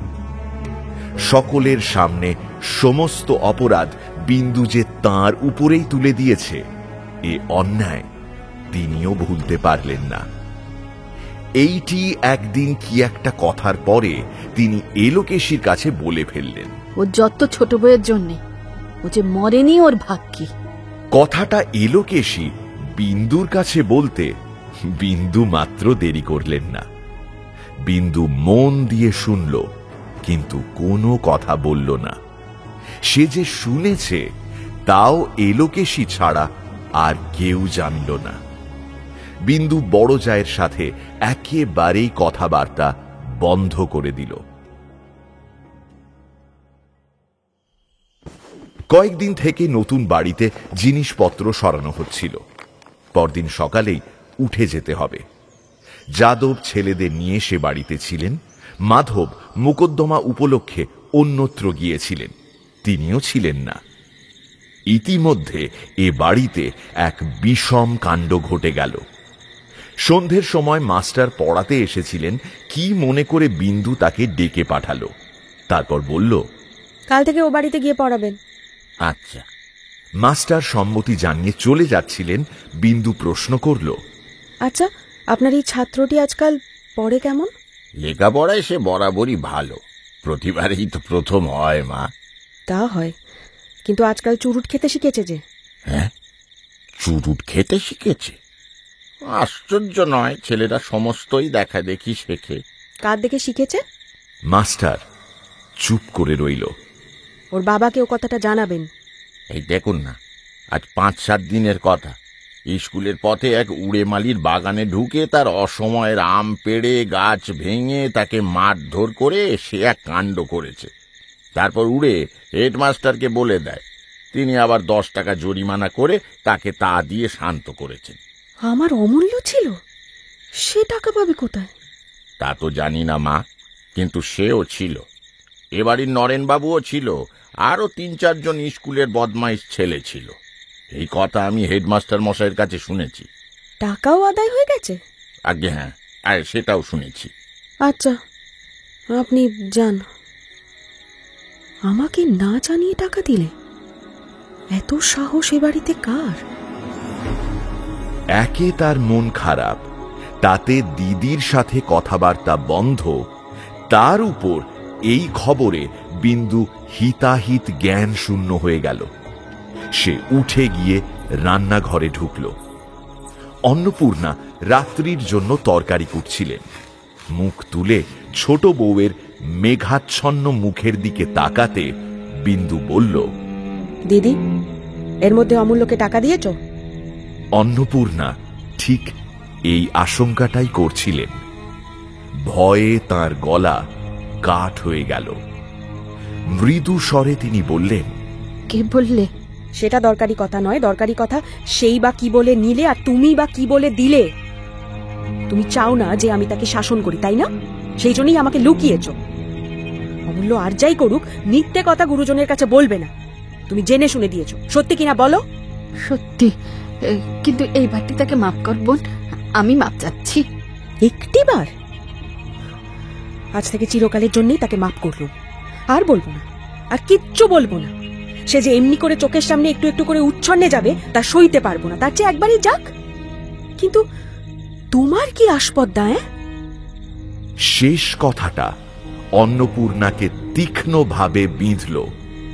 তবুও তিনি উত্তর না দিয়ে বসে রইলেন। কিন্তু বিন্দু যত বলছিল তার রাগ উত্তরোত্তর বাড়ছিল। সব কথায় তুমি ন্যাকা সেজে বলো এইবারটি মাফ কর, কিন্তু দোষ তার তত নয় যতটা তোমার। তোমাকে আমি মাফ করব না। বাড়ির দাসী চাকরেরাও আড়ালে দাঁড়িয়ে শুনছিল। অন্নপূর্ণার আর সহ্য হল না। এবার তিনি বললেন, কি করবি? ফাঁসি দিবি? হ্যাঁ, সেই তোমার উপযুক্ত শাস্তি। নিজের ছেলেকে 2 টাকা দিয়েছি, এই তো অপরাধ। তাই বা দেবে কেন? নষ্ট করবার টাকা আসে কোথা থেকে শুনি? টাকা নষ্ট তুই করিস না? আমি করি আমার টাকা। তুমি কার টাকা নষ্ট করো? অন্নপূর্ণা এবার ভয়ঙ্কর রেগে গেলেন। তিনি নিঃস্ব ঘরের মেয়ে ছিলেন। ভাবলেন বিন্দু সেই ইঙ্গিতই করেছে। অন্নপূর্ণা উঠে দাঁড়িয়ে বললেন, তুই না হয় মস্ত বড় লোকের মেয়ে, কিন্তু তাই বলে আর কেউ যে 2 টাকাও দিতে পারে না সে অহংকার করিস নে। সে অহংকার আমি করি না দিদি, কিন্তু তুমিও ভেবে দেখো, একটা পয়সাও দিতে গেলে তুমি কার পয়সা দাও? কার পয়সা দি? তো যা মুখে আসে তাই বলিস। যা, দূর হয়ে যা, দূর হয়ে যা সামনে থেকে। হ্যাঁ, দূর আমি রাত পোহালেই হব, কিন্তু কার পয়সা খরচ করো সেটা দেখতে পাও না? কার রোজগারে খাচ্ছ পড়ছো সেটা জানো না? হঠাৎ কথাটা বলে দিয়ে বিন্দু স্তব্ধ হয়ে গেল। অন্নপূর্ণার মুখ সাদা হয়ে গিয়েছিল। তিনি কিছুক্ষণ নির্নিমেষ চোখে ছোট বউয়ের মুখের দিকে তাকিয়ে বললেন, তোমার স্বামীর রোজগারে খাচ্ছি পড়ছি, আমি তোমার দাসী বাঁধি, উনি তোমার চাকর বাকর। এই না তোর মনের কথা? তাই এতদিন বলিসনি কেন? তার ঠোঁট বারবার কেঁপে উঠল। দাঁত দিয়ে ঠোঁট চেপে ধরে এক মুহূর্ত স্থির থেকে তিনি বললেন, কোথা ছিলি ছোট বউ, যখন ছোট ভাইকে পড়াবার জন্য ও 2খানি কাপড় একসঙ্গে কিনে পড়েনি? কোথা ছিলি তুই যখন ঘর পুড়ে গেলে গাছতলায় একবেলা রেঁধে খেয়ে এই পৈতৃক ভিটেটুকু খাড়া করেছিল? ও যদি জানতো তোদের মনের কথা, কখনো এমন আফিং খেয়ে চোখ বুঝে হুকুর নল মুখে দিয়ে আরামের দিন কাটাতে পারতো না। সে লোকও নয়। ওকে জানে তোর স্বামী, ওকে জানে স্বর্গের দেবতারা। আজ আমার ছোট করে তুই তাকে অপমান করলি। ভালোই হলো জানিয়ে দিলি। সতী আত্মহত্যা করেছিল, আমিও দিব্যি করছি। বরং পরের বাড়ি রেঁধে খাবো, তবু তোদের ভাত আর খাবো না। তুই কি করলি? ওকে অপমান করলি। ঠিক এই সময় যাদব উঠোনে এসে দাঁড়িয়ে ডাকলেন, বড় বউ, ও বড় বউ। স্বামীর কণ্ঠস্বরে তার অভিমান সাগরের মতো উত্তাল হয়ে উঠল। ছুটে বাইরে এসে বললেন, ছি ছি ছি, যে লোক নিজের স্ত্রী ছেলেকে খেতে দিতে পারে না, তার গলায় দেবার দড়ি জোটে না কেন? কি হলো গো? কি হলো? কিচ্ছু না। ছোট বউ আজ স্পষ্ট করে বলে দিলে আমি তার দাসী আর তুমি তার চাকর। ঘরের ভিতর বিন্দু জিভ কেটে কানে আঙুল দিল। আমার একটা পয়সা কাউকে হাতে তুলে দেওয়ার অধিকার নেই। তুমি বেঁচে থাকতে এ কথা আজ আমাকে শুনতে হলো। আজ তোমার সামনে দাঁড়িয়ে এই শপথ করছি, ওদের ভাত খাবার আগে যেন আমাকে ব্যাটার মাথা খেতে হয়। বিন্দুর কানে এ কথা অস্পষ্ট হয়ে প্রবেশ করল। সে অস্ফুটে বলল, কি করলে দিদি? তারপর সেইখানেই ঘাড় গুঁজে প্রায় 12 বছর পরে মূর্ছা গেল।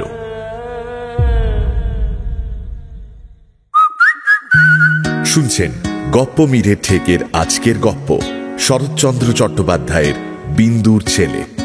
এখনো যদি ঠেকে সাবস্ক্রাইব না করে থাকেন তাহলে কিন্তু ঠকবেন। Subscribe to my official channel and do not forget to click on the bell icon for notifications. তাহলে বাকিটা শোনা যাক।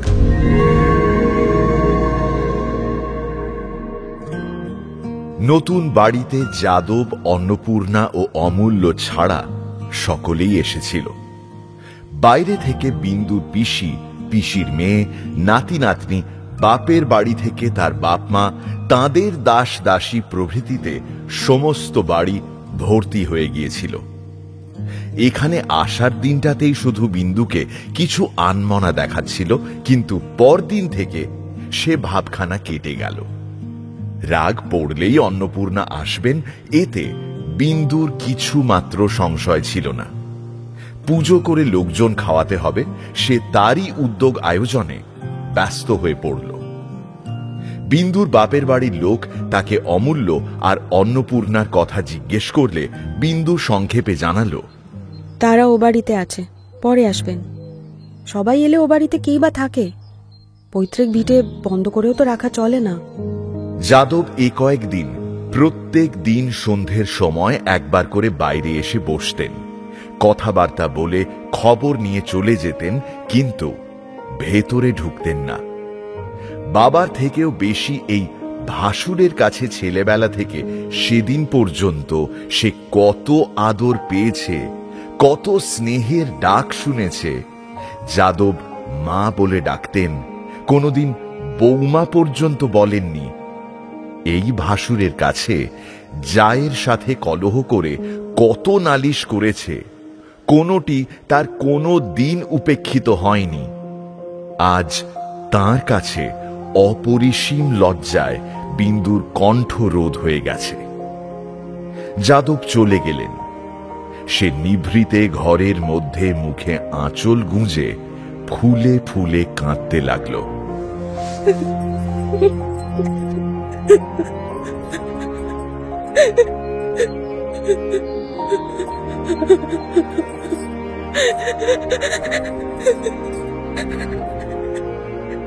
পরদিন সকালবেলা বিন্দু স্বামীকে ডেকে বলল, বেলা হচ্ছে, পুরুত বসে আছেন, বড়ঠাকুর এখনো তো এলেন না। মাধব বিস্মিত হয়ে জিজ্ঞাসা করল, তিনি কেন আসবেন? তিনি কেন মানে? তিনি ছাড়া এসব করবে কে? হয় আমি, না হয় ভগ্নিপতি প্রিয়বাবু করবেন। দাদা আসতে পারবেন না। আসতে পারবেন না বললেই হলো? তিনি থাকতে কি কারো অধিকার আছে? না না, সে হবে না। তিনি ছাড়া আমি কাউকে কিচ্ছু করতে দেব না। তবে বন্ধ থাক, তিনি বাড়ি নেই, কাজে গেছেন। এই সমস্ত বড় গিন্নির মতলব। তাহলে তাহলে সেও আসবে না দেখছি। তার কাছে পূজা অর্চনা, উৎসব আয়োজন, খাওয়ানো দাওয়ানো সমস্তই এক মুহূর্তে একেবারে মিথ্যে হয়ে গেল। 3 দিন ধরে সব সময় সে এই চিন্তাই করেছে, আজ বটঠাকুর আসবেন, দিদি আসবেন, অমূল্য আসবে। পুজোর সমস্ত দিন ব্যাপী কাজকর্মের উপর সে যে মনে মনে কতখানি নির্ভর করে নিশ্চিন্ত হয়ে বসেছিল, সে কথা সে ছাড়া আর কেউই জানত না। স্বামীর একটা কথায় সে সমস্ত মরীচিকার মতো অন্তর্ধান হয়ে যাওয়া মাত্রই উৎসবের বিরাট পণ্ডশ্রম পাষাণের মতো তার বুকের উপর চেপে বসল। বেলা বাড়তে লাগল। বিন্দু কাজ না করে ছটফট করে এ ঘর ও ঘর করে কেবলই লোকের দোষ ধরে বেড়াতে লাগল। যারা তার সামনে পড়ল সেই সভয়ে পাশ কাটিয়ে দাঁড়াল। বেশ খানিক পরে হঠাৎ তার কানে একটা পরিচিত কণ্ঠের শব্দ যাওয়া মাত্রই সে ধড়ফড় করে উঠে দাঁড়িয়ে দরজা দিয়ে মুখ বাড়িয়ে দেখল অন্নপূর্ণা এসে প্রাঙ্গণে দাঁড়িয়েছেন। বিন্দু দুঃখে অভিমানে কেঁদে ফেলল। চোখ মুছে সামনে এসে গলায় আঁচল দিয়ে হাত জোড় করে বলল, বেলা 10টা 11টা বাজে, আর কত শত্রুতা করবে দিদি? আমি বিষ খেলে তোমার মনোবাঞ্ছা পূর্ণ হয়তো, তাই না হয় বাড়ি গিয়ে একবারটি পাঠিয়ে দাও।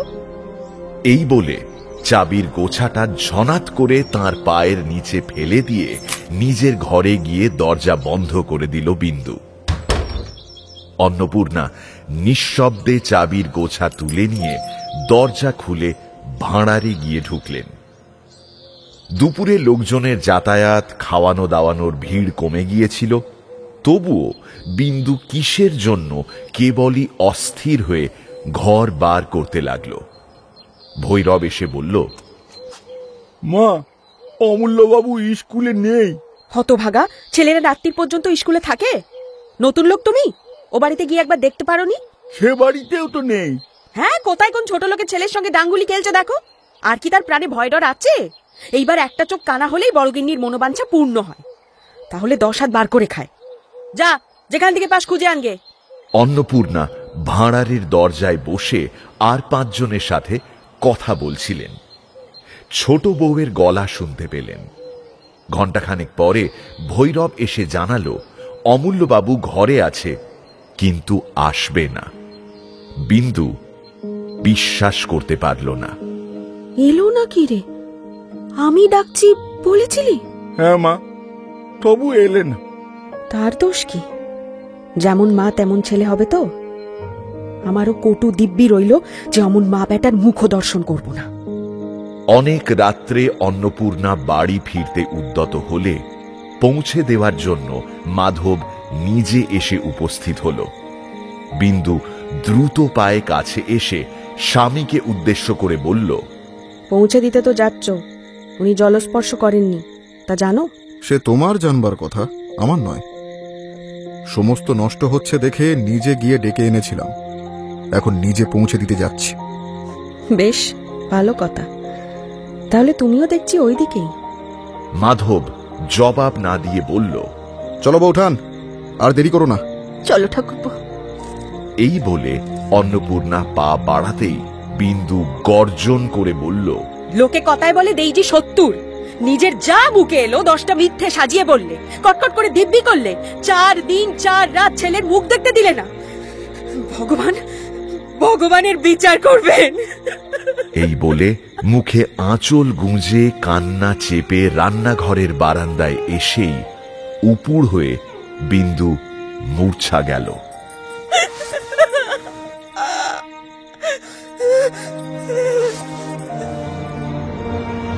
মাধব অন্নপূর্ণা দুজনেই শুনতে পেলেন। অন্নপূর্ণা ঘুরে দাঁড়িয়ে বললেন, কি হলো দেখি? দেখতে হবে না, চলো। কলহের কথাটা একদিন গোপন ছিল, আর রইল না। পরদিন বাড়ির মেয়েরা এক জায়গায় বসলে এলোকেশী বলে উঠলেন, যায় যায় ঝগড়া হয়েছে। ছেলের কি হলো? সে একবার আসতে পারলে না? ছোট বউ বড় মিথ্যে বলেনি, যেমনি মা তেমনি ছেলে হবে তো। ঢের ছেলে দেখেছি বাবা, এমন নেমো খারাম দেখিনি কখনো। বিন্দু ক্লান্ত দৃষ্টিতে একটিবার তার দিকে তাকিয়ে লজ্জায় ঘৃণায় চোখ নিচু করল। তুমি ছেলে ভালোবাসো ছোট বউ, আমার নরেন্দ্রনাথকে নাও, ওকে তোমায় দিলুম। মেরে ফেলো, কেটে ফেলো, কোনোদিন কথাটি বলবার ছেলেও নয়। তেমন সন্তান আমরা পেটে ধরিনি, বুঝলে? বিন্দু নিঃশব্দে বসে রইল। সন্ধ্যের সময় সে কদমকে ডেকে বলল, আচ্ছা কদম, তুই তো ছিলি, তুই বলতো আমার এত কি দোষ হয়েছিল যে উনি অত বড় দিব্যি করে ফেললেন? না, হাজার হোক তোরা বয়সে বড়, তোদের দুটো কথা আমাকে শুনতেই হয়। তুই বল না, এত দোষ আমার কি হয়েছিল? না দিদি, দোষ আর কি। তবে যা না একবার ও বাড়িতে, দু কথা বেশ করে শুনিয়ে দিয়ে আয় না। তোর আর ভয় কি? ভয় কিছুই নয় দিদি, কিন্তু কাজ কি আর ঝগড়া বিবাদ করে, যা হবার তা তো হয়েই গেছে। না না কদম, তুই বুঝিস নে, সত্যি কথা বলাটা ভালো, না হলেও মনে করবে আমারই যেন সব দোষ, তার কিছুই নেই। বার করে দেব, দূর করে দেব, এসব কথাও বলেনি। আমি কোনোদিন তাতে রাগ করেছি?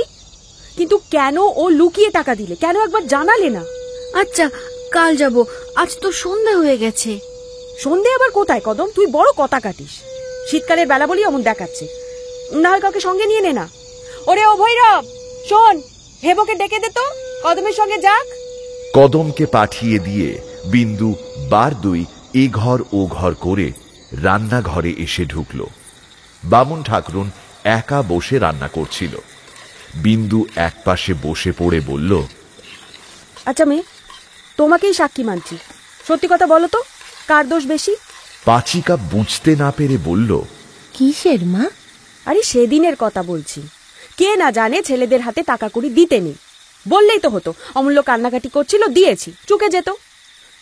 5টা ঘটি বাটি একসঙ্গে থাকলে ঠোকাঠুকি লাগে, এ তো মানুষ। তাই বলে এত বড় দিব্যি, ওই একটি বংশধর, তার নাম করে দিব্যি? আমি তোমাকে বলছি মেয়ে, ইহ জন্মে আমি আর ওর মুখ দেখবো না। 70-এর দিকে ফিরে চাইবো, তবু ওর দিকে চোখ ফেরাবো না। বামুন মেয়ে স্বভাবতই অল্প ভাষিনী, সে কি বলবে বুঝতে না পেরে চুপ করে রইল। বিন্দুর দু চোখ জলে ভরে গেল। তাড়াতাড়ি চোখ মুছে ফেলে ভাঙা গলায় আবার বলল, রাগের মাথায় কে না দিব্যি করে মেয়ে, তাই বলে জলস্পর্শ করলে না, ছেলেটাকে পর্যন্ত আসতে দিলে না। এগুলো কি বড়র মতো কাজ? হাজার হোক আমি ছোট, বুদ্ধি কম, যদি তার পেটের মেয়েই হতুম, কি করতো তাহলে? আমিও তেমনি ওর নাম কখনো মুখে আনবো না, তোমরা দেখে নিও। ছি মা, ও সব কথা বলতে নেই গা, ঝগড়া বিবাদ চিরস্থায়ী হয় না। উনিও তোমাকে ছেড়ে থাকতে পারবেন না, অমূল্যধনও পারবে না। এই কদিন সে যে কেমন করে আছে আমরা তাই কেবল ভাবি। নিশ্চয়ই তাকেও মারধর করে ভয় দেখিয়ে রেখেছে, যে একটা রাত আমাকে না হলে ঘুমোতে পারতো না, আজ 5 দিন 4 রাত কেটে গেল। বামুন ঠাকরুন নিজের কবজির কাছে একটা কালো দাগ দেখিয়ে বলল, এই দেখো মা, এখনো কালশিরে পড়ে আছে। সে রাত্রে তোমার মূর্ছা হয়েছিল, এইসব কথা জানো না গা। অমূল্যধন কোথা থেকে ছুটে এসে তোমার বুকের উপর পড়ে সে কি কান্না! সে তো আর কখনো দেখেনি, বলে ছোট মা মরে গেল। না দেয় তোমার চোখে মুখে জল দিতে, না দেয় বাতাস করতে। আমি টানতে গেলুম, আমারে কামড়ে দিলে। বড়মা টানতে গেলেন, বড়মাকে আঁচড়ে কামড়ে কাপড় চিরে এক করে দিলে গা। লোকে রুগীর সেবা করবে কি মা, তাকে নিয়েই ব্যতিব্যস্ত।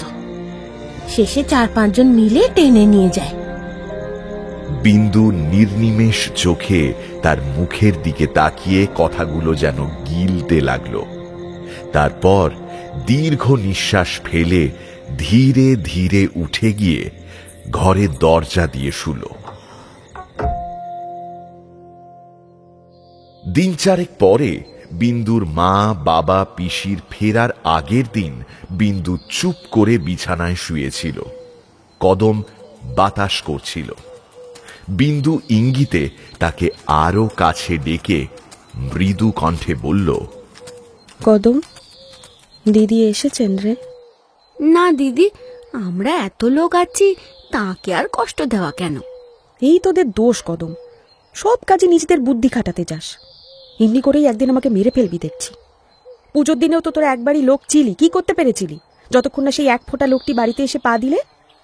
ওরে তোরা আর সে, তার কোড়ে আঙুলের ক্ষমতাও তোদের বাড়ি শুদ্ধ লোকের নেই। বিন্দুর মা ঘরে ঢুকে বললেন, জামাইয়ের মত আছে বিন্দু, তুইও দিন কতক আমাদের সঙ্গে ঘুরে আসবি, চল। আমার যাওয়া না যাওয়া কি তার মতামতের ওপর নির্ভর করে মা, যে তিনি বললেই যাব? আমার 70-এর হুকুম না পেলে যাই কি করে? তোর জায়ের কথা বলছিস? তার আর হুকুম নিতে হবে না। যখন আলাদা হয়ে তোরা চলেই এসেছিস, তখন উনি বললেই হলো। না মা, তা হয় না। যতক্ষণ বেঁচে আছে ততক্ষণ যেখানেই থাক, সেই সব। আর যাই করি মা, তাকে না বলে বাড়ি ছেড়ে যেতে পারবো না। বড় ঠাকুর তাহলে রাগ করবেন। বেশ তো, না হয় লোক পাঠিয়ে তার মত নে না বিন্দু। লোক পাঠিয়ে? সে তো আরো মন্দ হবে মা। আমি তার মন জানি, মুখে বলবে যাক, কিন্তু ভেতরে রেগে থাকবে। হয়তো বড় ঠাকুরকে 5টা বানিয়ে বলবে। না না মা, তোমরা যাও, আমার যাওয়া হবে না।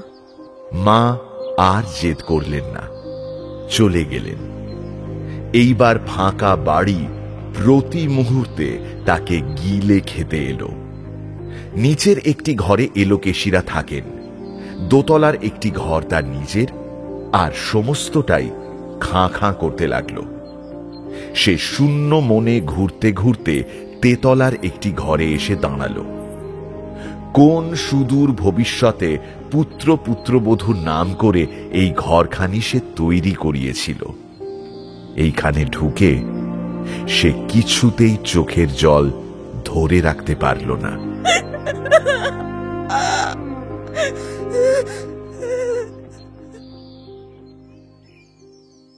পরদিন সকালবেলা মাধব বাইরের ঘরে বসে কাজ করছিল। হঠাৎ বিন্দু ঘরে ঢুকেই কান্না চেপে বলল, উনি চাকরি করছেন নাকি? কি এই কি তার চাকরির বয়স? চাকরি কি মানুষ বয়সের জন্য করে নাকি? চাকরি করে অভাবে। তার অভাবই বা হবে কেন? আমরা পর ঝগড়া করেছি, কিন্তু তুমি তো তার ভাই। বইমাত্রেও ভাই, জ্ঞাতি। তুমি বেঁচে থাকতে তাকে কাজ করতে দেবে? কেন দেব না? সংসারে যে যার অদৃষ্ট নিয়ে আসে তেমনি ভোগ করে। তার জীবন্ত সাক্ষী আমি নিজে। কবে বাপ মা মরেছেন জানিও না। বড় বৌঠানের মুখে শুনি আমরা বড় গরিব, কিন্তু কোনোদিন দুঃখ কষ্টের বাষ্পও টের পেলাম না। কোথা থেকে চিরকাল পরিষ্কার ধবধবে কাপড় জামা এসেছে, কোথা থেকে স্কুল কলেজের মাইনে, বইয়ের দাম, বাসা খরচ এসেছে, তা আজও বলতে পারি না। তারপরে উকিল হয়ে মন্দ টাকা পাই না। ইতিমধ্যে কোথা থেকে কেমন করে তুমি 1 রাশ টাকা নিয়ে ঘরে এলে, এমন অট্টালিকাও তৈরি হলো। অথচ দাদাকে দেখো, চিরটা কাল নিঃশব্দে হাড় ভাঙা খাটুনি খেটেছেন, ছেঁড়া সেলাই করা কাপড় পরেছেন। শীতের দিনেও তাঁর গায়ে কখনো জামা দেখিনি। এক বেলা 1 মুঠো খেয়ে কেবল আমাদের জন্য। সব কথা আমার মনেও পড়ে না, পড়বার দরকারও দেখি না। শুধু দিন কতক আরাম করছিলেন, তা ভগবান সুদ শুদ্ধ আদায় করে নিচ্ছেন। এই বলে হঠাৎ মুখ ঘুরিয়ে মাধব একটা দরকারি কাগজ খুঁজতে লাগল। ওদিকে বিন্দু নির্বাক, স্তব্ধ। স্বামীর কত বড় তিরস্কার যে এই অতীত দিনের সহজ কাহিনীর মধ্যে প্রচ্ছন্ন ছিল, সে কথা বিন্দু প্রতি রক্তবিন্দু দিয়ে অনুভব করতে লাগল। সে মাথা হিঁট করে রইল। মাধব কাগজ খুঁজতে খুঁজতে কতটা যেন নিজের মনে মনেই বলল, চাকরি বলে চাকরি, রাধাপুরের কাছারিতে যেতে আসতে প্রায় 5 ক্রোশ। ভোর 4টে বেরিয়ে সমস্ত দিন অনাহারে থেকে রাত্রে ফিরে এসে 2টি খাওয়া, মাইনে মাত্র 12 টাকা। বয়স হয়েছে, তাতে আফিংখোর মানুষ একটু আধটু দুধটুকুও পান না। ভগবান দেখছে এতদিন পরে দয়া করে দাদার ভব যন্ত্রণা মোচন করে দেবার উপায় করে দিয়েছেন। বিন্দুর চোখ দিয়ে জল গড়িয়ে পড়ল এবং সে যা কোনোদিন করেনি আজ সেটাই করল। স্বামীর 2 পা চেপে ধরে কাঁদতে কাঁদতে বলল, ওগো, তোমার 2টি পায়ে পড়ি, একটি উপায় করে দাও। রোগা মানুষ, এমন করলে তো 2 দিনও বাঁচবেন না।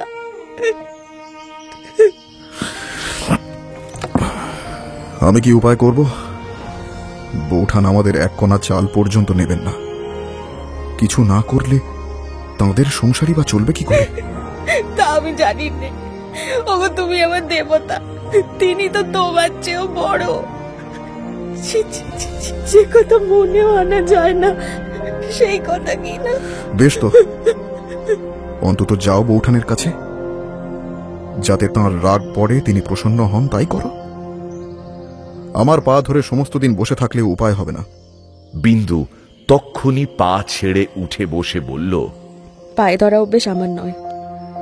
এখন দেখছি কেন সে রাত্রিরে তিনি জলস্পর্শ করেননি, অথচ তুমি সমস্ত জেনে শুনে 70-এর মতো চুপ করে বসে রইলে। আমার অপরাধ বেড়ে গেল, তুমি কথা কইলে না। না, ও বিদ্যে আমার দাদার কাছে শেখা। ঈশ্বর করুন যেন অমনি চুপ করে থেকে একদিন চলে যেতে পারি। বিন্দু আর কথা বলল না, উঠে গিয়ে নিজের ঘরে দরজা দিল। মাধব তখন ওঠার উপক্রম করছিল, বিন্দু এসে আবার ঘরে ঢুকল। তার 2 চোখ লাল। মাধবের দয়া হল। সে বলল, যাও একবার তাঁর কাছে, জানো তো তাকে। একটিবার গিয়ে শুধু দাঁড়াও, তাহলেই সব হবে। তুমি যাও না। ওগো, আমি ছেলে দিব্যি করছি। 1000 দিব্যি করলেও আমি দাদাকে বলতে পারবো না। তিনি নিজে জিজ্ঞাসা না করলে গিয়ে বলবো, এত সাহস আমার গলা কেটে ফেললেও হবে না। বিন্দু তবুও নড়ল না। পারবে না যেতে? বিন্দু কোনো জবাব দিল না, শুধু মাথা হেঁট করে ধীরে ধীরে চলে গেল।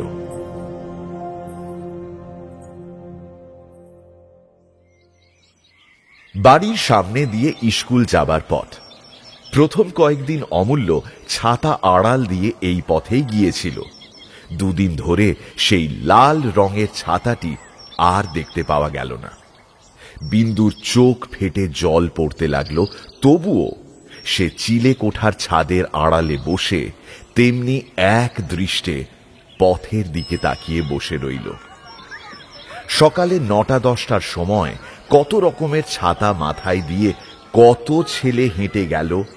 স্কুলে ছুটির পর কত ছেলে সেই পথে আবার বাড়ি ফিরে এলো, কিন্তু সেই চলন, সেই ছাতা বিন্দুর চোখে পড়ল না। সে সন্ধ্যের সময় চোখ মুছতে মুছতে নরেনকে আড়ালে ডেকে জিজ্ঞাসা করল, হ্যাঁ রে নরেন, এই তো স্কুলে যাবার সোজা পথ, তবে কেন সে এদিক দিয়ে আর যায় না? নরেন চুপ করে রইল। বেশ তোরে, তোরা 2টি ভাই গল্প করতে করতে যাবি আসবি, সেই তো ভালো। নরেন তার নিজের ধরনে অমূল্যকে ভালোবাসত। সে চুপি চুপি বলল, সে লজ্জায় আর যায় না মামি, অন্যদিক দিয়ে ঘুরে যায়। তার আবার লজ্জা কিসের রে? না না, তুই বলিস তাকে, সে যেন এই পথেই যায়। সে কখনো যাবে না মামি। আর কেন যাবে না জানো? কেন? তুমি রাগ করবে না বলো? তাদের বাড়িতে বলে পাঠাবে না? আমার মাকেও বলে দেবে না? না রে না, বল না, আমি কাউকে কিচ্ছু বলবো না। 3rd মাস্টার অমূল্যর আচ্ছা করে কান মুলে দিয়েছিল। কেন দিলে? গায়ে হাত তুলতে আমি মানা করে দিয়েছি না? তার দোষ কি মামি? সে তো নতুন লোক। আমাদের চাকর ওই হেবশালাই বজ্জাত, সে এসে মাকে বলেছে। আমার মাটিও কম বজ্জাত নয় মামি। সে মাস্টারকে বলে দিয়েছে। 3rd মাস্টার অমনি আচ্ছা সে কান মুলেছে।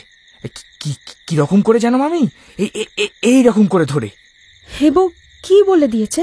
কি জানি মামি। হেবো টিফিনের সময় আমার খাবার নিয়ে যায় তো, সে ছুটে এসে বলে, কি খাবার দেখি নড়েন না? মা শুনে বলে অমূল্য নজর দেয়। অমূল্যর খাবার কেউ নিয়ে যায় না? কোথায় পাবে মামি, তারা গরিব মানুষ। সে পকেটে করে ওই ছোলা ভাজা নিয়ে যায়, তাই টিফিনের সময় ওদিকে গাছতলায় নুকিয়ে বসে খায়। বিন্দুর চোখের উপর ঘর বাড়ি সমস্ত সংসার দুলতে লাগল। সে সেইখানেই বসে পড়ে বলল, নরেন, তুই যা। সে রাত্রে অনেক ডাকাডাকির পর বিন্দু খেতে বসে কোনো মতেই খাবার মুখে তুলতে পারল না। শেষে অসুখ করেছে বলে উঠে গেল। পরের দিনও প্রায় উপোস করে রইল, অথচ কাউকে কোনো কথা বলতেও পারল না, একটা কোনো উপায়ও খুঁজে পেল না। তার কেবলই ভয় করতে লাগলো, পাছে কোনো কথা বললেই তার নিজের অপরাধ আরো বেড়ে যায়। দুপুরে স্বামীর খাবারের সময় অভ্যেস মতো কাছে গিয়ে বসে অন্যদিকে তাকিয়ে রইল। কাল থেকে কোনো রকম খাবারের দিকে সে তাকিয়ে দেখতেও পারে না। ঘরে মাধব চোখ বন্ধ করে শুয়েছিল।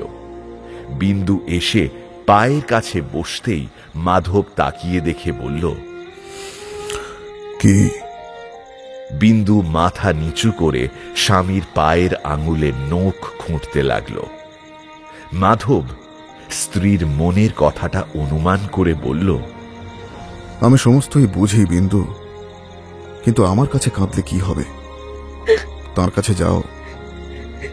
তুমি যাও। আমি গিয়ে তোমার কথা বলবো, দাদা শুনতে পাবেন না? আমি তো বলছি আমার দোষ হয়েছে, আমি ঘাট মানছি, তুই তাদের বলো গে।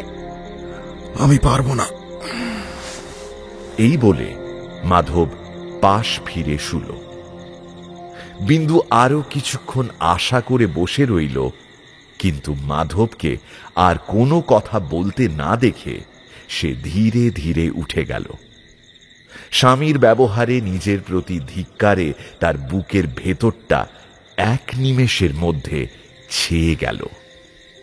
আজ সে নিঃসংশয়ে বুঝল তাকে সবাই ত্যাগ করেছে। পরদিন সকালেই খবর এলো বিন্দুর বাবা খুব অসুস্থ, সে যেন অবিলম্বে যাত্রা করে। বিন্দু সজল চোখে গাড়িতে গিয়ে উঠল। বামুন ঠাকুরুন গাড়ির কাছে এসে বলল, বাপরে ভালো করে দেখে শিগগির ফিরে এসো মা, দুকা দুকা। বিন্দু নেমে এসে তার পায়ের ধুলো নিতেই তিনি অত্যন্ত সংকুচিত হয়ে পড়লেন। বিন্দুকে এমন নত, এমন নম্র হতে এর আগে কেউ কোনো দিন দেখেনি। পায়ের ধুলো মাথায় তুলে নিয়ে বিন্দু বলল, না মেয়ে, যতই হোক তুমি বামুনের মেয়ে, বয়সে বড়, আশীর্বাদ করো যেন আর ফিরতে না হয়। এই যাওয়াই যেন আমার শেষ যাওয়া হয়। বামুন মেয়ে তার উত্তরে কিছুই বলতে পারল না। বিন্দুর শীর্ণ ক্লিষ্ট মুখখানির দিকে তাকিয়ে কেঁদে ফেলল সে। এলোকেশী সেখানেই ছিলেন, ক্ষণ ক্ষণ করে বলে উঠলেন, ও কি কথা ছোট বউ, আর কারো বাপ মায়ের কি অসুখ হয় না? বিন্দু জবাব দিল না, অন্যদিকে তাকিয়ে চোখ মুছল। কিছুক্ষণ পরে বলল, তোমাকেও নমস্কার করি ঠাকুরজি, আমি চললুম। যাও দিদি যাও, আমি ঘরে রইলুম, সমস্তই দেখতে শুনতে পারবো। বিন্দু আর কথা বলল না। অন্নপূর্ণা বামুন ঠাকরুনের মুখে এ কথা শুনে চুপ করে রইলেন। এর আগে কোনো দিন বিন্দু অমূল্যকে ছেড়ে বাপের বাড়ি যায়নি। আজ 1 মাসের উপর হল সে একবার তাকে চোখের দেখা দেখতে পায়নি। তার দুঃখ অন্নপূর্ণা ঠিকই বুঝলেন।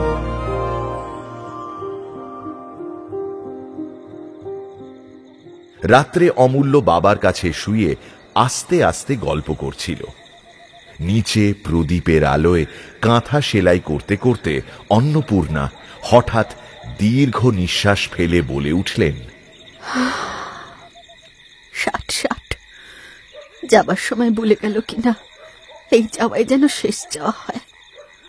মা দুর্গা করুন, বাছা আমার ভালোই ভালোই ফিরে আসুক। কথাটা শুনতে পেয়ে যাদব উঠে বসে বললেন, কাজটা আগাগোড়াই ভালো করনি বড় বউ। আর মাকে তোমরা কেউ চিনলে না। সেও তো একবার দিদি বলে এলো না। তার ছেলেকেও তো সে জোর করে নিয়ে যেতে পারতো, তাও তো করলে না। সেদিন সমস্ত দিন খাটুনির পর ঘরে ফিরে এলুম, উল্টে কতগুলো শক্ত কথা শুনিয়ে দিলে। আমার মায়ের কথা শুধু আমি বুঝি, কিন্তু বড় বউ এই যদি না মাপ করতে পারবে, বড় হয়েছিলে কেন? তুমিও যেমন, মাধুও তেমনি। তোমরা ধরে বেঁধে বুঝি আমার মায়ের প্রাণটা বধ করলে। অন্নপূর্ণার চোখ দিয়ে টপ টপ করে জল পড়তে লাগলো। অমূল্য বলল, বাবা, ছোট মা কেন আসবে না বলেছে? যাবি তো ছোট মার কাছে? না। না কেন রে? ছোট মা তোর দাদা মশাইয়ের বাড়ি গেছে, তুইও কাল যা। যাবি অমূল্য? অমূল্য বালিশে মুখ লুকিয়ে আগের মতো মাথা নাড়তে নাড়তে বলল, না। কিছুটা রাত থাকতেই যাদব কাজের জায়গায় যাবার জন্য তৈরি হতেন। দিন 5-6 পরে এমনই এক শেষ রাত্রে তিনি প্রস্তুত হয়ে অন্যমনস্কের মতো তামাক টানছিলেন। অন্নপূর্ণা বললেন, বলছি বেলা হয়ে যাচ্ছে। যাদব ব্যস্ত হয়ে হুঁকোটা রেখে দিয়ে উঠে দাঁড়িয়ে বললেন, আজ মনটা বড় খারাপ বড় বউ। কাল রাত্রে আমার মা যেন ওই দূরের আড়ালে এসে দাঁড়িয়েছিলেন। দুগ্গা দুগ্গা। এই বলে তিনি বেরিয়ে গেলেন। সকালবেলা অন্নপূর্ণা রান্নাঘরে কাজ করছিলেন। ও বাড়ির চাকর এসে খবর দিল, মাধব কাল রাতে ফরাস ডাঙ্গায় চলে গেছেন। ছোট বউয়ের নাকি বড় ব্যাম। অজ্ঞান টজ্ঞান হয়ে কিরকম যেন শক্ত অসুখ হয়েছে। স্বামীর কথাটা মনে করে অন্নপূর্ণার বুক কেঁদে উঠল।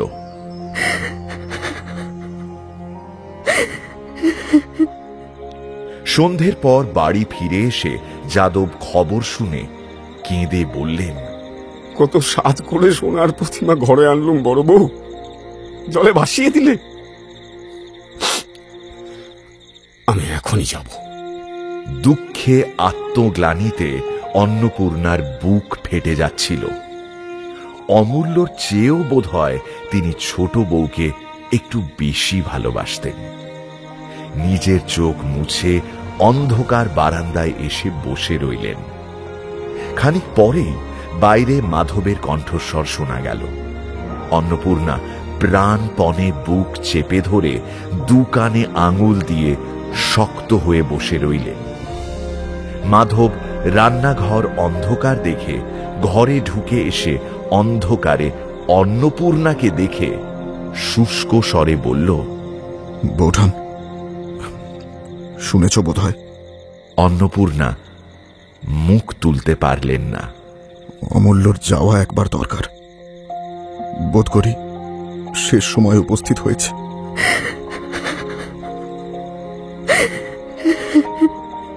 যাদব ও ঘর থেকে পাগলের মতো ছুটে এসে বললেন, এমন হয় না মাধু, আমি বলছি হয় না। আমি জ্ঞানে অজ্ঞানে কাউকে দুঃখ দিইনি। ভগবান আমাকে এই বয়সে কখনো এমন শাস্তি দেবেন না। আমাকে আমাকে সব কথা খুলে বল বল বল। আমি মাকে গিয়ে ফিরিয়ে হই। তুই উতলা হোস না মাধু। আচ্ছা, গাড়ি সঙ্গে আছে? আমি উতলা হইনি দাদা। আপনি নিজে কিরকম করছেন? কিছুই করিনি। ওঠো বড়। অমূল্য, আয় আয়। রাত্রিটা যাক না দাদা। না না না, সে হবে না। গাড়ি ডাক, নইলে আমি হেঁটে যাব। মাধব আর কিছু না বলে গাড়ি আনলে চারজনেই উঠে বসলেন।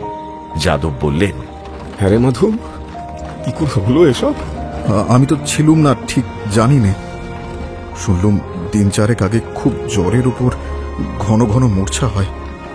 তারপরে এখনো পর্যন্ত কেউ ওষুধ কি এক ফোঁটা দুধ অবধি খাওয়াতে পারেনি। ঠিক বলতে পারিনি কি হয়েছে, কিন্তু আশা আর নেই দাদা। খুব আছে, 100 বার আছে। মা আমার বেঁচে আছেন। মাধু, ভগবান আমার মুখ দিয়ে এই শেষ বয়সে মিথ্যে কথা বার করবেন না। আমি আজ পর্যন্ত মিথ্যে বলিনি। মাধব তক্ষুনি দাদার পায়ের ধুলো নিয়ে নিঃশব্দে বসে রইল। ঠিক কতদিন ধরে যে বিন্দু অনাহারে নিজেকে ক্ষয় করে আনছিল তা কেউই জানতে পারেনি। বাপের বাড়ি এসে জ্বর হল। দ্বিতীয় দিন 2-3 বার মূর্ছা গেল। তার শেষ মূর্ছা আর যেন ভাঙতে চাইল না। অনেক চেষ্টায় অনেক পরে যখন তার চৈতন্য ফিরে এলো, তখন নাড়ি একেবারে দুর্বল হয়ে গিয়েছে। খবর পেয়ে মাধব এলো। বিন্দু স্বামীর পায়ের ধুলো মাথায় নিল, কিন্তু দাঁতে দাঁত চেপে রইল। মাধবের শত অনুনয়েও 1 ফোঁটা দুধ পর্যন্ত খেল না। মাধব হতাশ হয়ে বলল, তুমি আত্মহত্যা করছো কেন? বিন্দুর চোখের কোণ বেয়ে জল পড়তে লাগল। কিছুক্ষণ পরে আস্তে আস্তে সে বলল, আমার সমস্তই অমূল্যর। শুধু 1002 টাকা নরেনকে দিও, আর তাকে পড়িও। সে আমার অমূল্যকে ভালোবাসে। মাধব দাঁতে দাঁত চেপে জোর করে নিজের কান্না থামালো। বিন্দু ইঙ্গিত করে তাকে আরো কাছে এনে চুপি চুপি বলল, সে ছাড়া আর কেউ যেন আমাকে আগুন না দেয়। কাউকে দেখবে? না থাক। বিন্দুর মা আরেকবার ওষুধ খাওয়ানোর চেষ্টা করলেন, কিন্তু বিন্দু তেমনি দৃঢ়ভাবে দাঁত চেপে রইল। মাধব উঠে দাঁড়িয়ে বলল, সে হবে না বিন্দু। আমাদের কথা শুনলে না, কিন্তু যার কথা ঠেলতে পারবে না, আমি তাঁকে আনতে চললুম। শুধু আমার এই কথাটি রেখো, যেন ফিরে এসে দেখতে পাই। এই বলে মাধব বাইরে এসে চোখ মুছল। সে রাত্রে বিন্দু শান্ত হয়ে ঘুমল।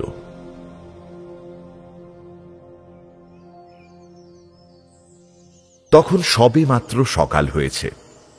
মাধব ঘরে ঢুকে প্রদীপ নিভিয়ে জানালা খুলে দিতেই বিন্দু সকালের স্নিগ্ধ আলোয় স্বামীর মুখ দেখে মৃদু হেসে বলল, কখন এলে? এই আসছি। দাদা ভয়ানক কান্নাকাটি করছেন। তা জানি। তার একটু পায়ের ধুলো এনেছো? তিনি বাইরে বসে তামাক খাচ্ছেন। বৌঠান হাত পা ধুচ্ছেন। অমূল্য গাড়িতেই ঘুমিয়ে পড়েছিল, ওপরে শুইয়ে দিয়েছি। তুলে আনবো? না, ঘুমুক। এই বলে সে ধীরে ধীরে পাশ ফিরে অন্যদিকে মুখ করে শুল। অন্নপূর্ণা ঘরে ঢুকে তার মাথার কাছে বসে মাথায় হাত দিতেই সে চমকে উঠল। অন্নপূর্ণা মিনিট খানেক নিজেকে সংবরণ করে নিয়ে বললেন, ওষুধ খাসনি কেন রে ছোট? মরবি বলে? আমার বুক ফেটে যাচ্ছে, তুই বুঝতে পারছিস? পাচ্ছি দিদি। তবে মুখ ফেরা। তোর বড় ঠাকুর বাড়ি নিয়ে যাবার জন্য নিজে এসেছেন। তোর ছেলে কেঁদে কেঁদে ঘুমিয়ে পড়েছে।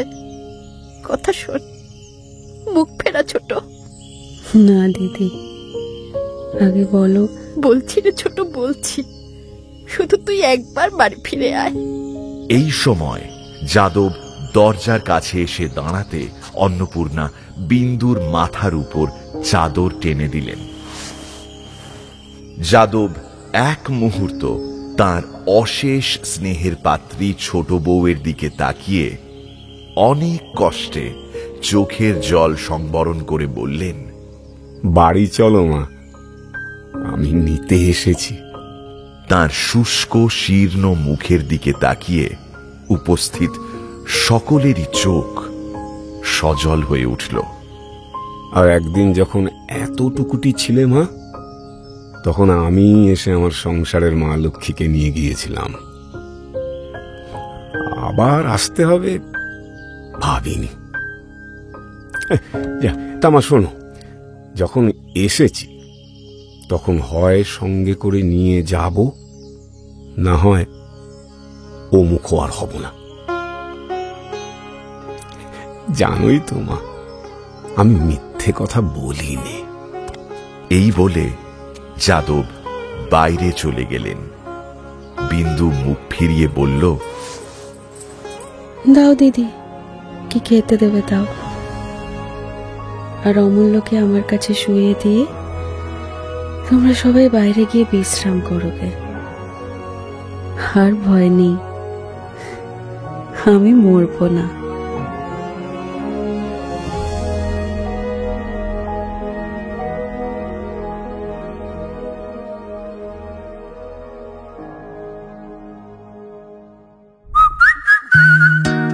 এখনকার মতো গপ্প মিলে ঠেকের সময় শেষ। পরের সপ্তাহে আরো একটা নতুন গপ্প নিয়ে আসবো আমি। Till then, like, share and subscribe to my channel and don't forget to click on the bell icon for notifications. নিজে তো শুনছেনই, সঙ্গে বন্ধুদেরও জানান। প্রত্যেক শনিবার রাত 9টায় আমি মীর নিয়ে আসি গপ্প মিলে ঠেক, আপনার গপ্পের প্লেলিস্ট।